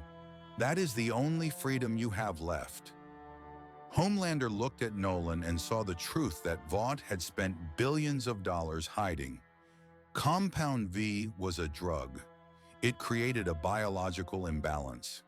It pushed the human body beyond its limits, but it did not evolve it. Viltrumites were the result of millions of years of selective breeding and survival of the fittest. It was a fight between a steroid-pumped bodybuilder and a silverback gorilla. The muscle mass might look similar, but the density, the leverage, and the instinct were different species entirely. Homelander screamed. It was a scream of pure, undiluted hate. He launched himself at Nolan. He fired his heat vision at point-blank range. He threw a punch with every ounce of hysterical strength he possessed. Nolan took the heat vision to the face. His skin reddened, blistering slightly, but he didn't close his eyes. He took the punch to the chest. He slid back 2 inches. "Are you done?" Nolan asked. Homelander gasped, staring at his fist, which was now bruised from hitting Nolan's sternum. "Why won't you die?" Homelander shrieked. "I'm the upgrade. I'm the chosen one." "You are a product," Nolan said. Nolan moved. Shutterstock. He grabbed Homelander's jaw with one hand and the top of his skull with the other. "Open wide," Nolan whispered. The following image was censored from the global feed, but the audio remained. The sound of the mandible dislocating, the wet tear of the masseter muscles, the snap of the cervical spine. Homelander tried to laser Nolan's hands, but the angle was wrong. The beams cut into the ceiling, wild and desperate. Nolan pulled. R-I-P. It wasn't clean. It was wet and heavy. Nolan ripped the lower half of Homelander's jaw off. Homelander staggered back, gurgling, his tongue lolling in the ruin of his face. His eyes were wide with a terror that transcended understanding. He reached out, pawing at the air, looking for a mother, for a fan, for anyone to look at him. Nolan stepped forward. He punched Homelander in the chest. His fist went through. Nolan pulled his hand back. He held Homelander's heart. It was beating fast, 200 beats per minute. "Fast," Nolan observed. "Scared." He crushed it. Homelander fell. The cape settled over him like a shroud. Target neutralized. Location: the ruins of the Oval Office. Time: 12 p.m. Nolan stood on the lawn of the White House. He was covered in blood. Blue blood, red blood, black ichor from the deep-sea creatures. He wiped his face. The sky darkened. Lucan descended. The courier looked at the data pad. He looked at the global heat signatures. 0, Lucan read. 0 active V signatures detected. Lucan landed. He walked up to Nolan. He looked at the gore on Nolan's uniform. "Efficient," Lucan noted. "You have cleared the infestation in under an hour. The Grand Regent will be pleased." Nolan didn't smile. He felt a hollowness in his chest. It wasn't guilt. He told himself it wasn't guilt. It was the adrenaline crash. "What now?" Nolan asked. "Now?" Lucan gestured to the sky. Massive Viltrumite warships began to decloak in the upper atmosphere. They hung over the cities like tombstones. "Now we educate the livestock. We build the processing centers. We prepare the resource extraction." Lucan placed a hand on Nolan's shoulder. "You have earned your post, Nolan. You are the governor of Earth. Rule it well." Lucan flew up to join the fleet. Nolan stood alone on the grass. He looked at the empty White House. He looked at the smoke rising from the city where starlight had burned out. He heard a sound, a rustle in the bushes. He turned. Billy Butcher stumbled out. He was covered in sewage. He held a crowbar. He was shaking, barely able to stand. "You!" Butcher wheezed. "You cunt!" Nolan looked at him. He scanned him. No powers, no V, just a broken man with a metal stick. "Go home, Mr. Butcher," Nolan said quietly. "You killed them all," Butcher spat. "You killed the Mrs. Boy. You killed the lot of them." "I brought peace," Nolan said. "Peace?" Butcher laughed, a wet, rattling sound. "You brought the silence of the bloody grave." Butcher raised the crowbar. He swung. It was a pathetic, slow swing. It hit Nolan's arm.